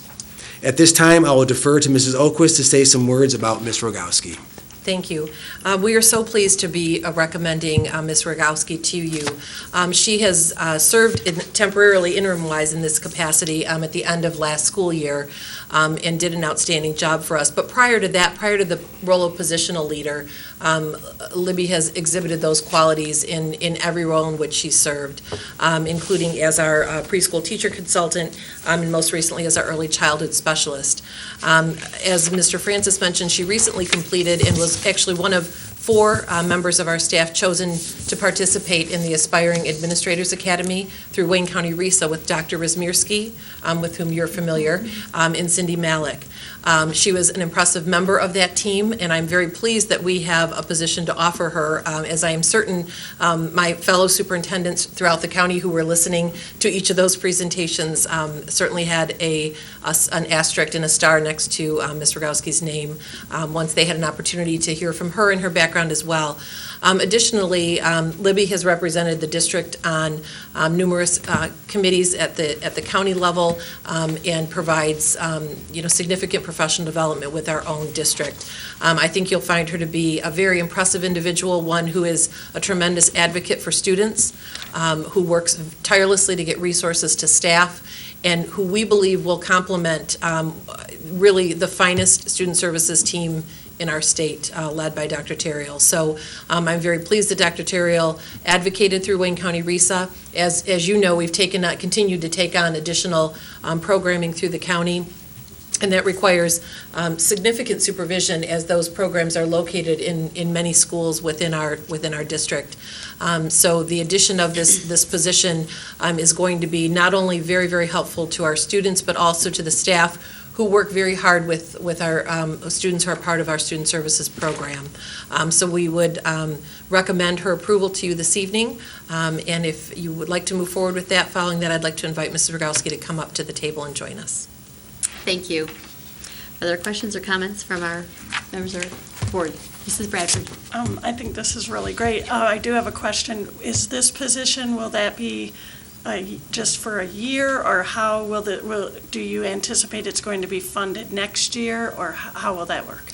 We do. We anticipate generally once a position, and certainly it's not a guarantee, but once that funding is provided as part of our overall district's Act 18 budget, we would anticipate, unless there is a removal of a program from our district, that we would continue to recommend that as part of our budget, and in all likelihood remain, have that funding continue from Wayne County RESA as well.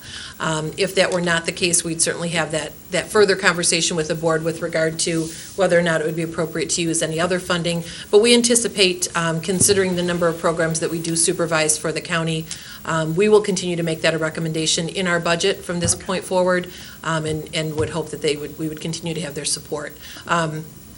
Great, thank you. Thank you. Any other questions or comments? No. And just as a little bit of a heads up to the public, what we're talking about with the countywide special education programs, there are some special education programs that are necessitated in every or nearly every single district. There are some that are more specialized.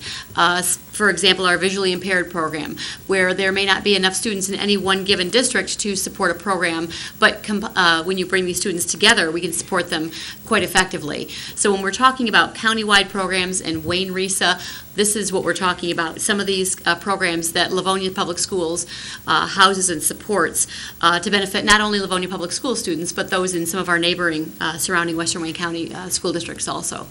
So just a little bit of clarification. Some of our special education falls in our own district's category, and some, if it's the countywide, that's a little bit of background. That's a 30-second explanation as to what we're talking about here. Any other comments or questions from the board? Seeing none, we have a motion by Mrs. Frank, supported by Mr. Johnson. Mr. Centers, would you please take the roll? Mrs. Frank. Yes. Mr. Johnson. Yes. Mrs. Bonnefield. Yes. Mrs. Bradford. Yes. Mrs. Jarvis. Yes. Mr. Centers says yes. President Burden. Yes. Motion passes. Congratulations.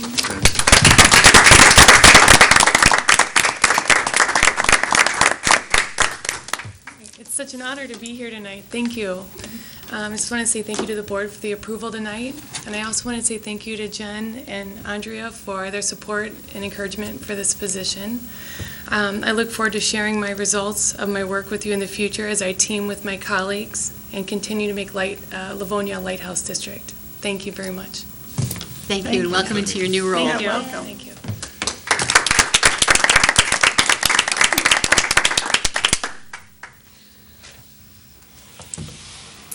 The next item on our agenda is item 6B, teachers for approval.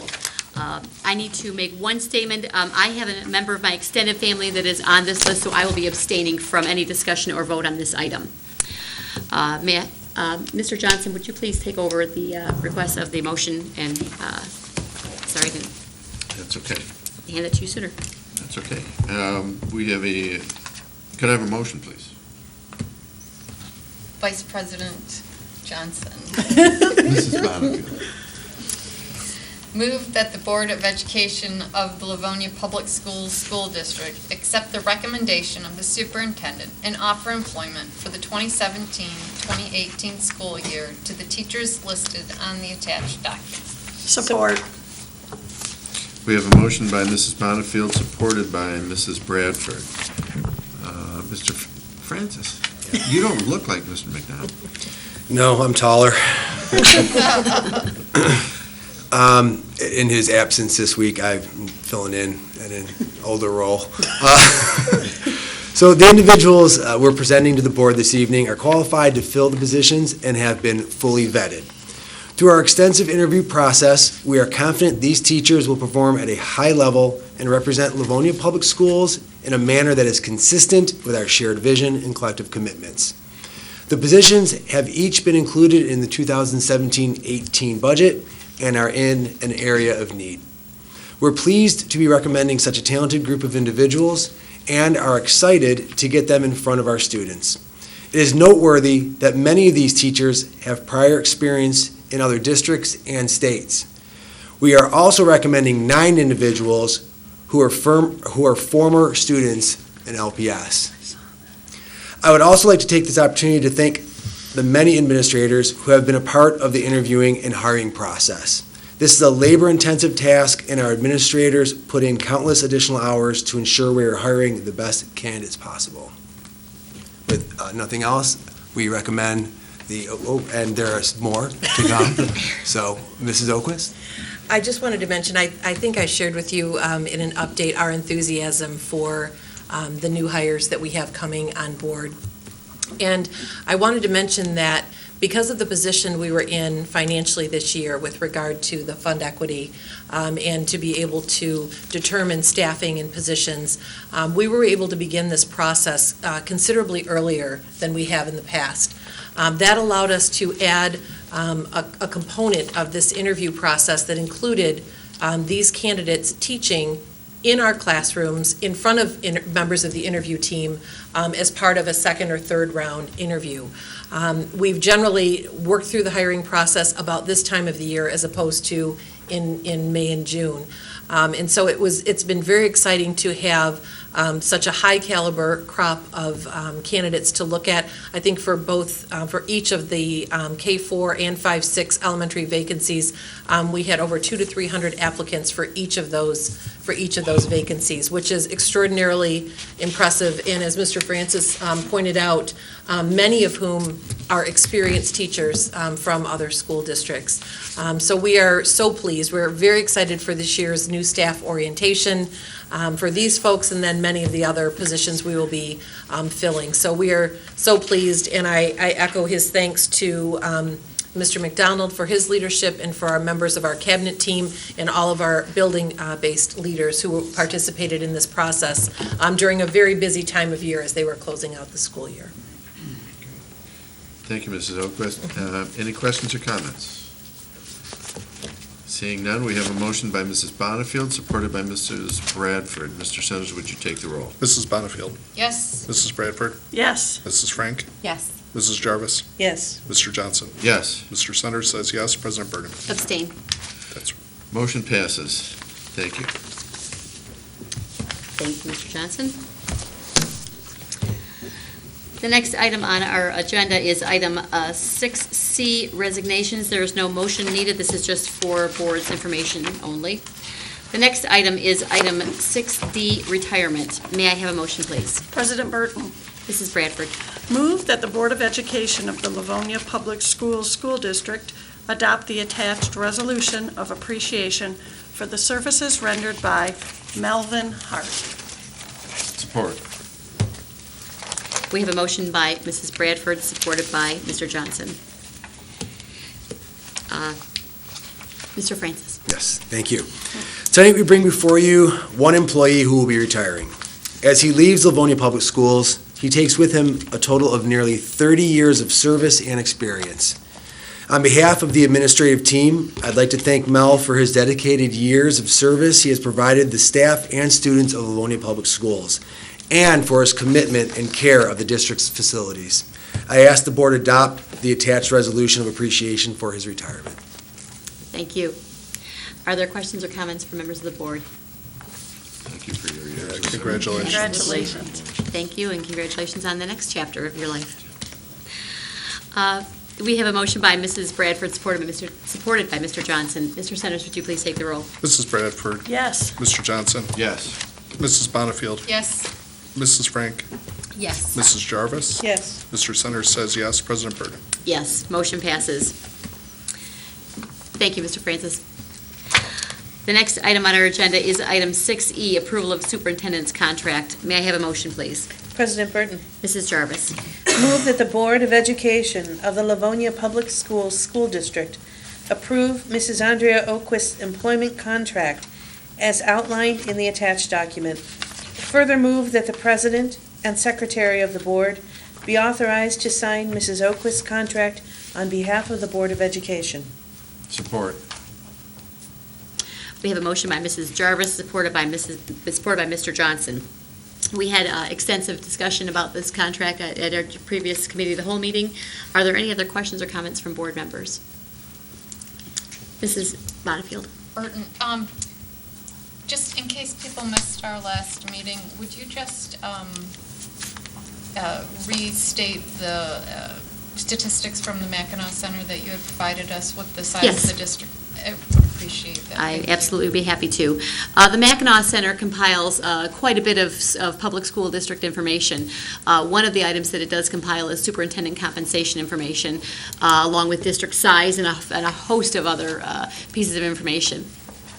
If one takes a look at that information, while not 100% perfect, it provides a lot of information for you. Livonia Public Schools ranked in terms of student size. We have approximately 14,500 students. That places us the 9th largest school district in the state of Michigan. Therefore, when we're comparing our superintendent contracts, it is important to look at the size of the school district over which an individual is superintendent. It would be appropriate to compare our districts to other districts of similar size. There are a number of them, but a relatively small number that are as large as Livonia Public Schools. So it's important, if we're looking at 14,500 students and 2,000 employees that Mrs. Oquist is in charge of, that we compare that to a similar sized district as opposed to, say, one with 2,000 students. So when Livonia comes in at the 9th largest district in the state of Michigan, it's important to note that out of over 500 districts, we're 9th in size. Our superintendent total compensation package is 61st. So in addition to being grateful to Mrs. Oquist for the superb job that she does, and if you're not aware, those hours start about 7:15 in the morning and more often than not end 9 o'clock at night or later. And as Mr. Johnson noted, she can be seen all over the district, has done a superb job for our school district in a multifaceted position. But it is important to note that if we are 9th in size in the state of Michigan and 61st in compensation, we ought to be especially grateful for the superb job that she does, and the fact that her compensation also allows us to utilize our dollars as best we can for the students that we serve. So we are most thankful. Are there any other questions or comments? Mrs. Frank? I just wanted to reiterate what you said, and just on behalf of the board, I think you spent about 5 minutes with Mrs. Oquist, and you one piece of her contract says, the superintendent shall devote her full time and energy to the performance of her duties in a timely, faithful, diligent, efficient, and fiscally responsible manner. And I think, as somebody new to the board, I have been so surprised. I have been aware of your work, but so surprised at the breadth and depth and the energy with which you come to your job every day. And so, on behalf of the board, I want to thank you for that, and just for your dedication to our students and to our school district. So, thank you. Thank you so much. Other questions and comments from board members? One thing I would like to thank you for especially also is your accessibility. which was also noted by with your predecessor, Dr. Randy Leopa. But that is so vitally important. It's so important that you know academically what's going on with our district and how to move the district forward. Financially, certainly, in this decade plus of times of public school crisis in terms of finances. But not only that, you are the face of the school district. And I cannot tell you the number of staff members and community members who have come up to me and expressed their appreciation and their surprise, frankly. But they shouldn't be surprised. It should be this way. But you are superb at handling folks, not only our staff members, our students, who on numerous occasions you refer to as our friends, which just endears, as a parent of the district, it endears me to you. They are our young friends. Our staff and our community members, you are so very approachable, and that is key for that position. Our community needs to know that they can trust you, that you have the district's best interest at heart, and you exude that with every interaction that I've ever seen. And it is not something that every superintendent has, so we thank you for that also. Thank you so much. Your kind words are so appreciated, and it is such a tremendous privilege to serve in this role. I love our district, and I can't imagine being anywhere else, and certainly do not want to be. So I appreciate your continued confidence and support, and I am so excited for our new school year to begin. So thank you so much. Thank you. Any other questions or comments from board members? Seeing none, we have a motion by Mrs. Jarvis, supported by Mr. Johnson. Mr. Centers, would you please take the roll? Mrs. Jarvis. Yes. Mr. Johnson. Yes. Mrs. Bonnefield. Yes. Mrs. Bradford. Yes. Mrs. Frank. Yes. Mr. Centers says yes. President Burden. Yes. Motion passes. And again, we thank you and we are thrilled. You are our superintendent. Thank you. It is truly my honor, each and every day. The next item on our agenda is item 7, business matters. Item 7B is the recommendation to purchase paper for the 2017-2018 year. May I have a motion? President Burden. Yes, Mr. Centers. Move that the Board of Education of the Livonia Public Schools School District approve the purchase of white and color copy paper from Contact Paper Group, Uniontown, Ohio, in the amount of $109,747.60. Support. We have a motion by Mr. Centers, supported by Mrs. Bonnefield. Mr. Francis. Yes, thank you. Before I make the statement I was going to make, I want to update the board on the question that I was asked a while ago when I was here about the print department. I did confirm, I'm going to change my 99% sure to 100% sure. They have their own budget. They do far too much work to be a part of this purchase. They make their own purchase. Thank you for clarifying. You're welcome. Contact Paper Group's been awarded the Wayne County RESA paper supply contract via a county-wide bid process. So this satisfies the district's bid requirements. Additionally, the district will realize a reduction in cost from last school year's overall cost. So we recommend the purchase of this paper request. Thank you. Are there any questions or comments from the superintendent or the board? We had riveting discussion about paper just an hour or so ago, and I think we're ready. Personally, I'm a paper freak. I love paper. Good thing, because we're buying a lot of it. Yes. We have a motion by Mr. Centers, supported by Mrs. Bonnefield. Mr. Centers, could you please take the roll? Mr. Centers says yes. Mrs. Bonnefield. Yes. Mrs. Bradford. Yes. Mrs. Frank. Yes. Mrs. Jarvis. Yes. Mr. Johnson. Yes. President Burden. Yes. Motion passes. Thank you. We have, the next item on our agenda is item 7C, approval of lease for the Himawari Preschool. May I have a motion, please? President Burton. Mr. Johnson. Move that the Board of Education of the Livonia Public Schools School District approve the attached lease agreement with Himawari Preschool effective July 1, 2017 through June 30th, 2018 for a total amount of $34,450. Support. We have a motion by Mr. Johnson, supported by Mrs. Bradford. Mr. Francis. Yes, thank you. The Himawari Preschool leases space at Taylor School for a monthly amount of $2,870.83 and a total annual amount of $34,450. Sorry. This is a lease renewal. Himawari has been at the Taylor School, also known as Niji-Iro Elementary, for several years now. And again, this is a lease renewal with a CPI 3% increase over the previous school year. Thank you. Are there questions or comments from the board? Mrs. Bradford, Mrs. Bonnefield, sorry. Just as in prior conversations, I'm assuming that this lease agreement is going to be over the year, this upcoming year is going to be reviewed along with the other for the comparison to square footage, and that we didn't do any big jump this year, if any big changes this year, because this is going to be reviewed and this year, and that'll be part of that process. And then with proper notification, then we may or may not adjust the leases. Yes, good memory. Thanks.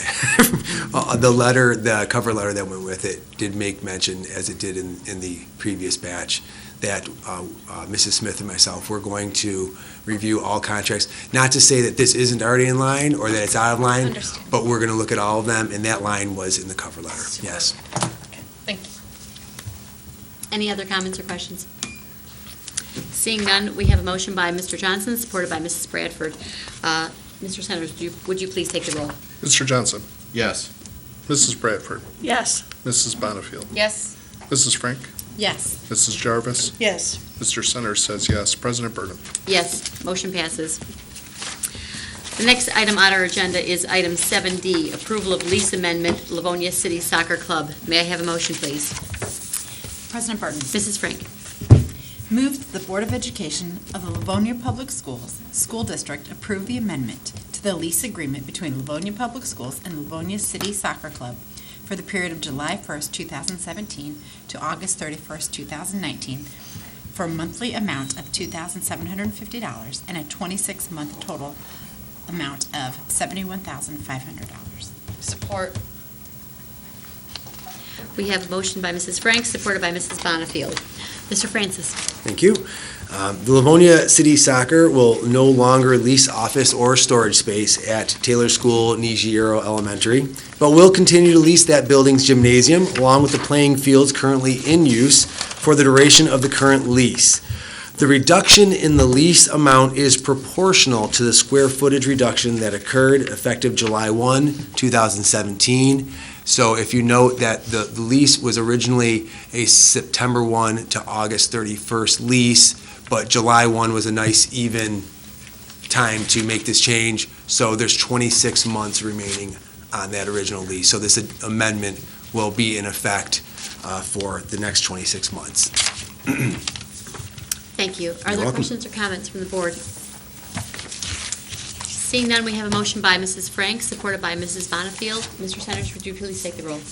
Mrs. Frank. Yes. Mrs. Bonnefield. Yes. Mrs. Bradford. Yes. Mrs. Jarvis. Yes. Mr. Johnson. Yes. Mr. Centers says yes. President Burton. Yes, motion passes. Thank you. Thank you. The next item on our agenda is item 8, hearing from board members. 8A is the second reading of board policy DO, school properties disposition. May I have a motion, please? President Burton. Mrs. Bonnefield. Move that the Board of Education of the Livonia Public Schools School District accept the recommendation of the Policy Committee and adopt board policy language per the attached document for Board Policy DO, school properties disposition. Support. We have a motion by Mrs. Bonnefield, supported by Mrs. Jarvis. Mrs. Oquist, would you like to address this item for the board? I would be happy to, President Burton. As we reviewed the board policies related to the sale of property or the disposition of property, on this board policy in particular, as we shared at the first reading, the only change is with regard to the title of this policy. Previously, it was school properties disposal. And the board felt, appropriately so, that disposition was a more accurate terminology to utilize, and so that will make the change, and then we changed to the most current legal reference at the bottom of the board policy. So a relatively minor change, no change in intent, but a change in title that more accurately reflects the actions of the board. Thank you. You're welcome. Are there questions or comments from the board? Seeing none, we have a motion by Mrs. Bonnefield, supported by Mrs. Jarvis. Mr. Centers, would you please take the roll? Mrs. Bonnefield. Yes. Mrs. Jarvis. Yes. Mrs. Bradford. Yes. Mrs. Frank. Yes. Mr. Johnson. Yes. Mr. Centers says yes. President Burden. Yes, motion passes. The next item on our agenda is item 8B, second reading of Board Policy EBA, disposition of real property. May I have a motion, please? President Burton. Mrs. Bradford. Move that the Board of Education of the Livonia Public Schools School District accept the recommendation of the Policy Committee and adopt board policy language per the attached document for Board Policy EBA, disposition of real property. Support. We have a motion by Mrs. Bradford, supported by Mr. Centers. Mrs. Opus, would you like to address this one for us? Yes, thank you, President Burton. I'd like to take a few minutes because we did make, more significant changes to this policy than a title change. Okay. So I'd like to just take us through a reminder of the changes that were made, and those were also reviewed at our first reading last month. In the first paragraph, there were one full sentence and one partial sentence with strike-through language that referred to the sale of land as being disfavored by the Board of Education. The board felt that the first sentence clearly states that it's in the interest of Livonia Public Schools School District to preserve, maintain, and retain ownership of its land and buildings that have current and future educational value. Therefore, the second sentence seemed to be in conflict with that to some extent. So those lines would be removed, that line and a half. And then there was a sentence added at the end that does reflect our current practice that the disposition of land would require either an independent appraisal or a broker's opinion of value.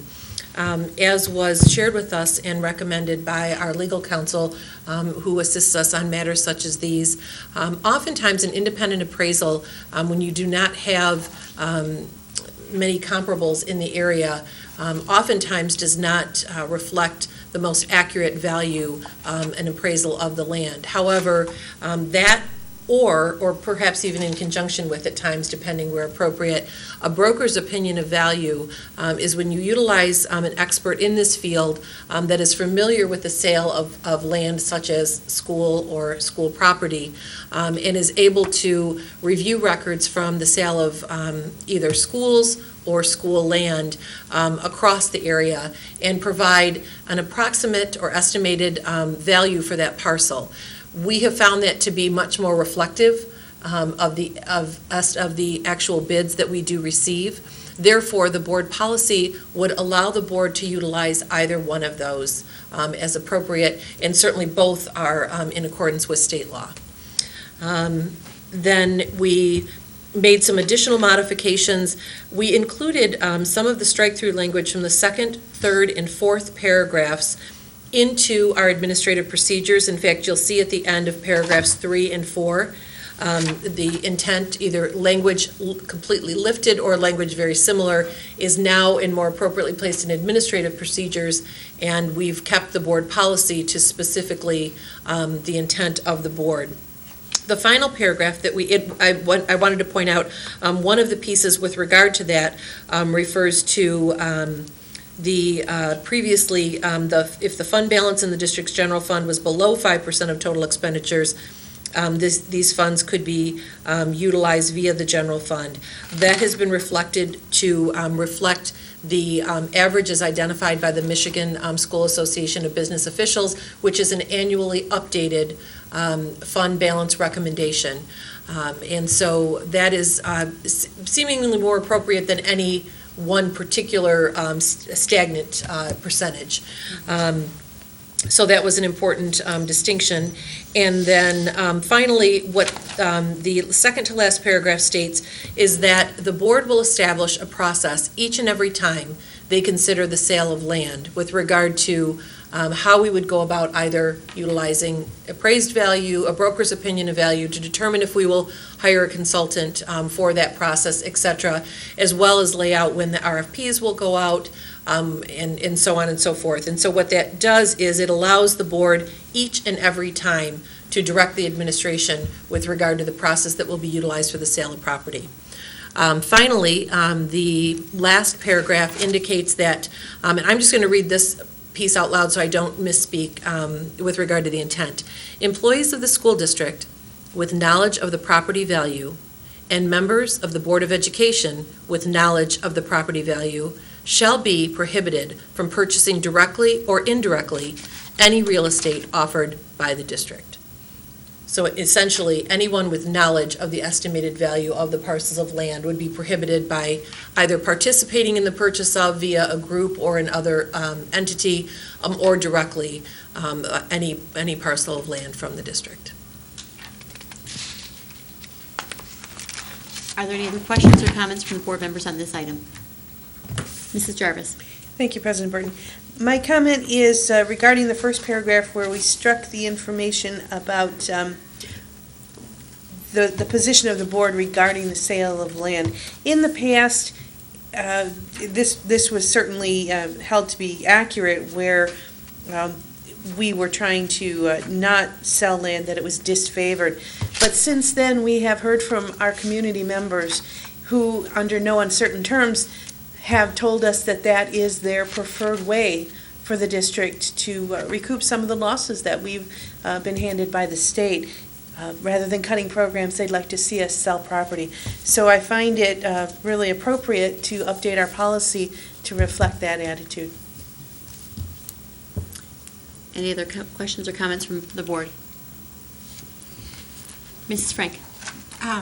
Echoing what Mrs. Jarvis said, I think that we need to be flexible with what our community has stated, and also we talked about it earlier in the meeting, earlier in our committee of the whole, that although it cannot be used, these funds cannot be used for operating costs, it can build up our fund balance. And when we build up our fund balance, by selling properties that don't have value currently and don't have future value, I think that it builds up our fund balance to put us in a better financial strength position to be able to use our operating funds and the funds that we get from the state to be able to put that money in the classroom. And I think that's vitally important and a huge responsibility of the district and the board. And so I'm thankful that we took the strong wording out of that, and it says it is the interest of Livonia Public Schools to maintain it, while I just want to encourage us as a team to continue to revise and update and look at what properties we own and if they are still of value to us currently or future value, as opposed to just maintaining them as I think the policy previously stated. So I just think the more money we can actually put in the classrooms and free up from elsewhere that is not benefiting the district, it behooves our entire district to utilize those funds in that way. Thank you. Other comments from board members? The only other point I'd like to make too is that we still do have language in this policy that reads, in any event, the board reserves in its sole and absolute discretion the right to accept or reject any and all offers.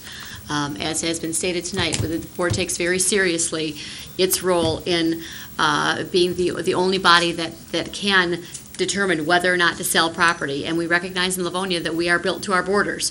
So once a piece of property is gone, it is gone, and it cannot be retrieved. At the same time, we have to balance that with whether or not we're going to need it or not.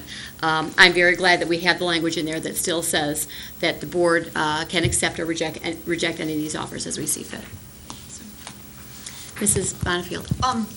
Mrs. Oquist, can you just maybe go over what the funds, how we can utilize the funds from the sale of property? Just go over that one more time with them. Certainly.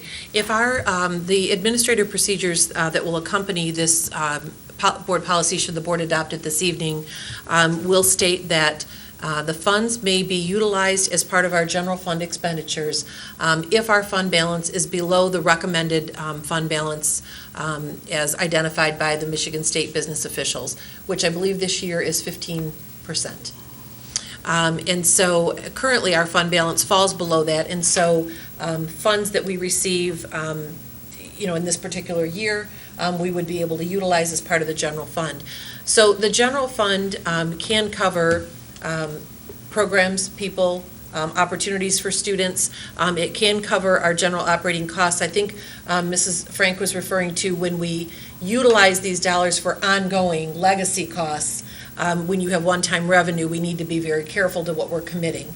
And so while we have discretion to utilize these funds as necessary, we do need to always be cognizant that when we allocate these dollars, these are one-time funds that would not be replaced. And so we need to be able to either extend that out over a number of years as we utilize that, or utilize it for a purpose that is perhaps another large expenditure for one of our facilities, et cetera, that has a longer-term use. But we do have that allowance that is certainly allowed within the state and is reflected in our current board policy and administrative procedures.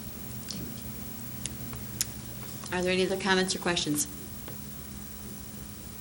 One other piece, as you mentioned, the savings and certainly the revenue, as Mrs. Jarvis, very importantly pointed out, was something that our community identified as a primary way to increase our revenue enhancement.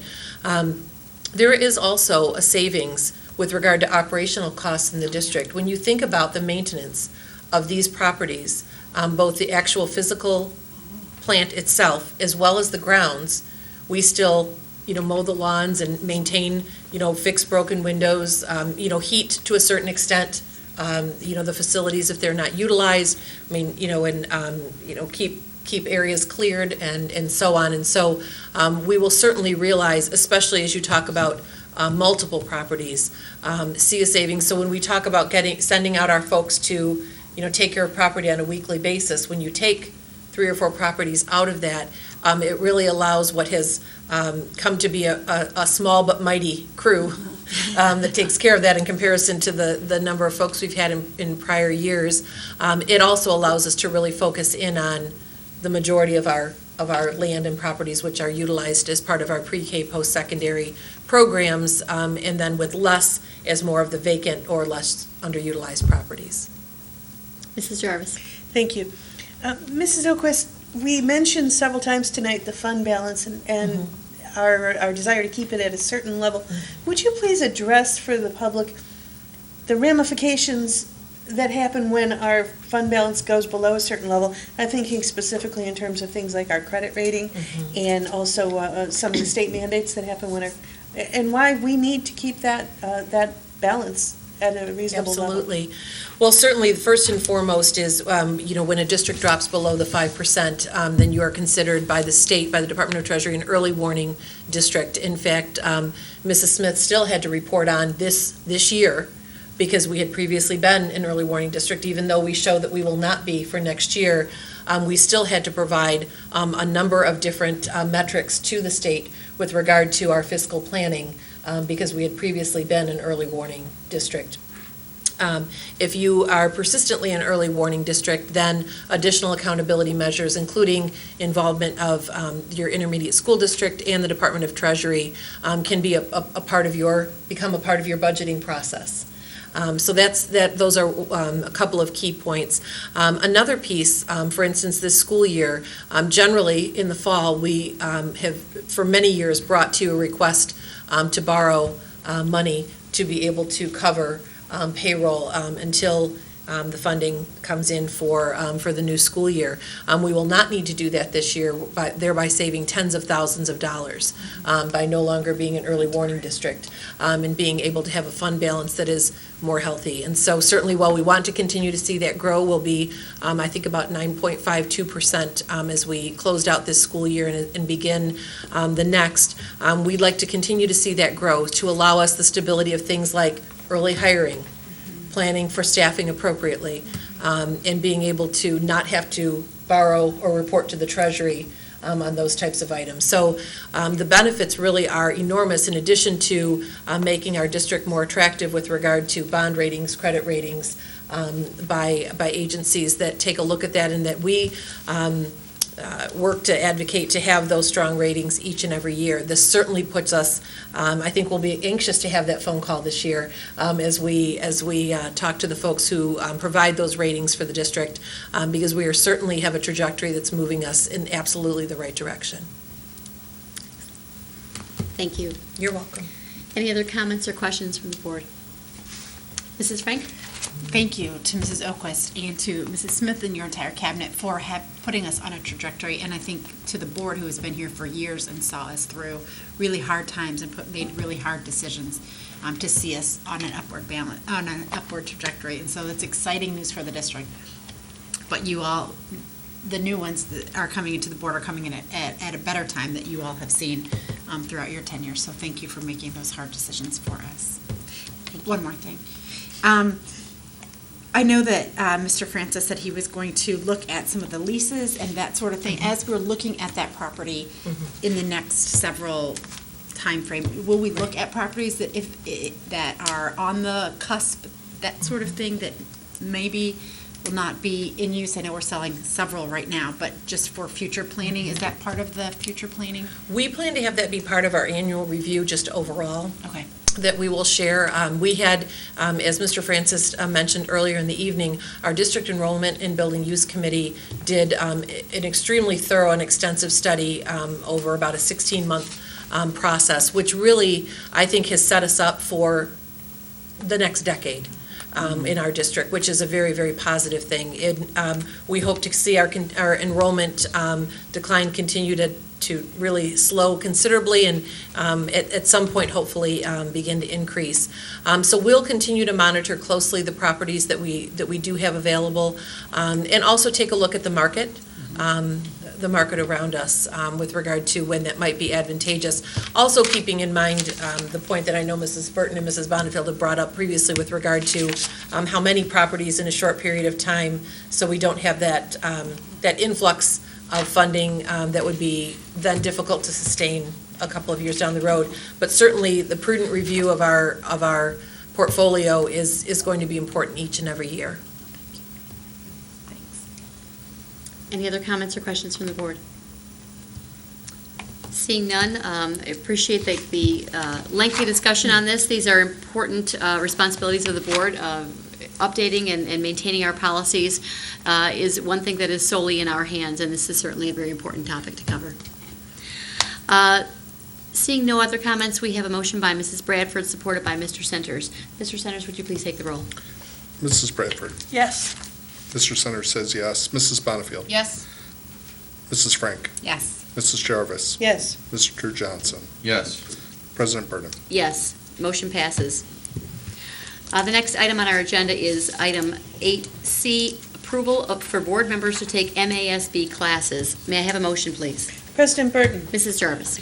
move that the Board of Education of the Livonia Public Schools School District approve that board trustees Karen Bradford and Crystal Frank may take CBA classes as listed below through the Michigan Association of School Boards for a total cost of $370. Online CBA 107, Labor Relations, $95.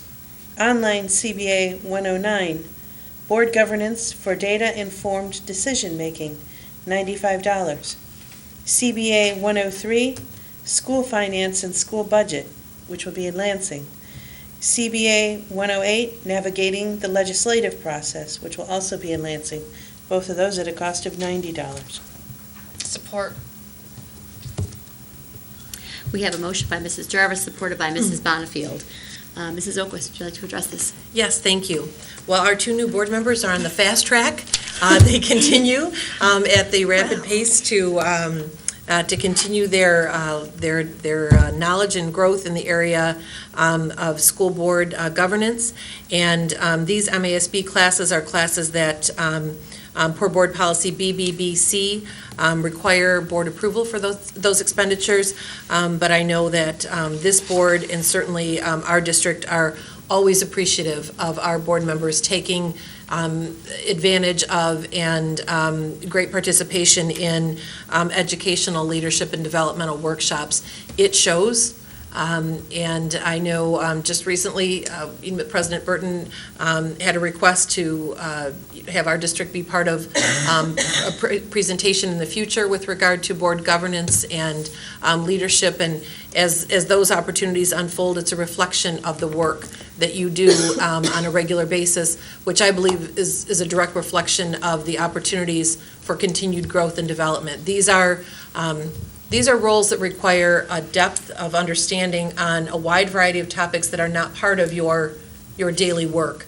And so to have the depth of understanding and be able to ask the kinds of quality questions that you do and to make the determinations whether or not we should move forward on these items really takes a lot of forethought and planning, as well as an understanding of the law and board policy. So I know as a district we are so appreciative of the professional nature and knowledge of this board.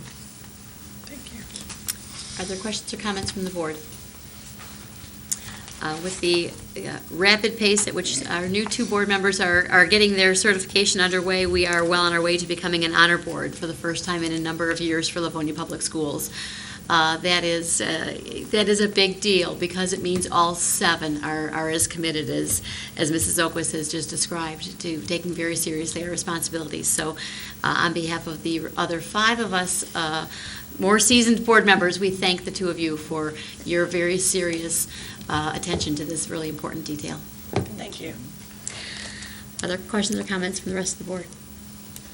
Seeing none, we have a motion by Mrs. Jarvis, supported by Mrs. Bonifield. Mr. Centers, would you please take the roll? Mrs. Jarvis. Yes. Mrs. Bonifield. Yes. Mrs. Bradford. Yes. Mrs. Frank. Yes. Mr. Johnson. Yes. Mr. Centers says yes. President Burton. Yes. Motion passes. The next item on our agenda, last item on our agenda, is item 8D, hearing from board members. It has become the custom of our board that rather than having you folks sit through 7 of us thanking and congratulating a lot of the same folks, we ask one of our board members to handle a lot of those thank yous and on behalf of the entire board. This evening, Mrs. Jarvis will be taking care of that for us. Certainly, if there are other things that any board member would like to mention afterward, you are more than welcome to do so. Mrs. Jarvis. Thank you. Happy New Year.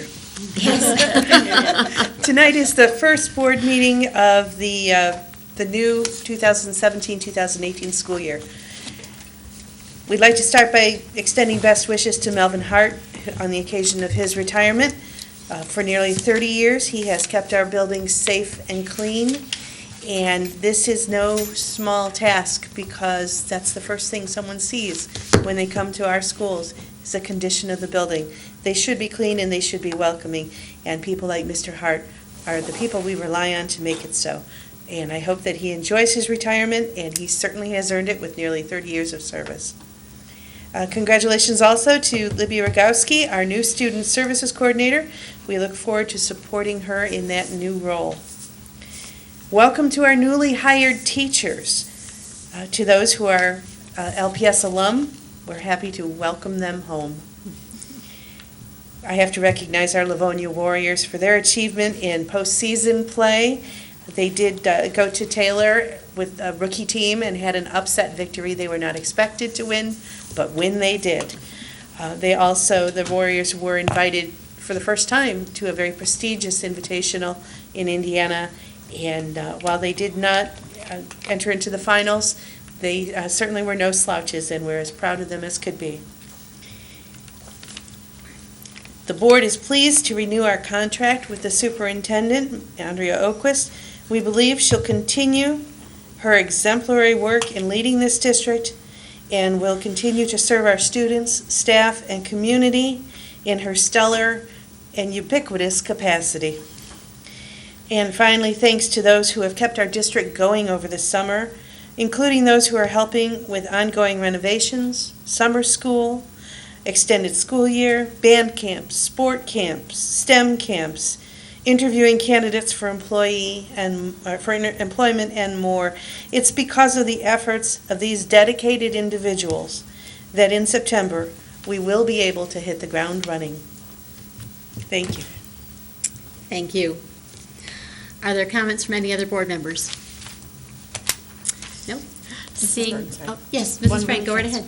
I just spoke with one of the Life Remodeled coordinators who has, everything was pulled together in terms of the unbelievable support from Livonia community, and maybe Andrea can talk a little bit more about it, but they said they were blown away by the support of Livonia Public Schools, how many people from Livonia Public Schools want to go downtown Detroit and make a difference and work for a day in the beginning of August, all day, and really help our community at large.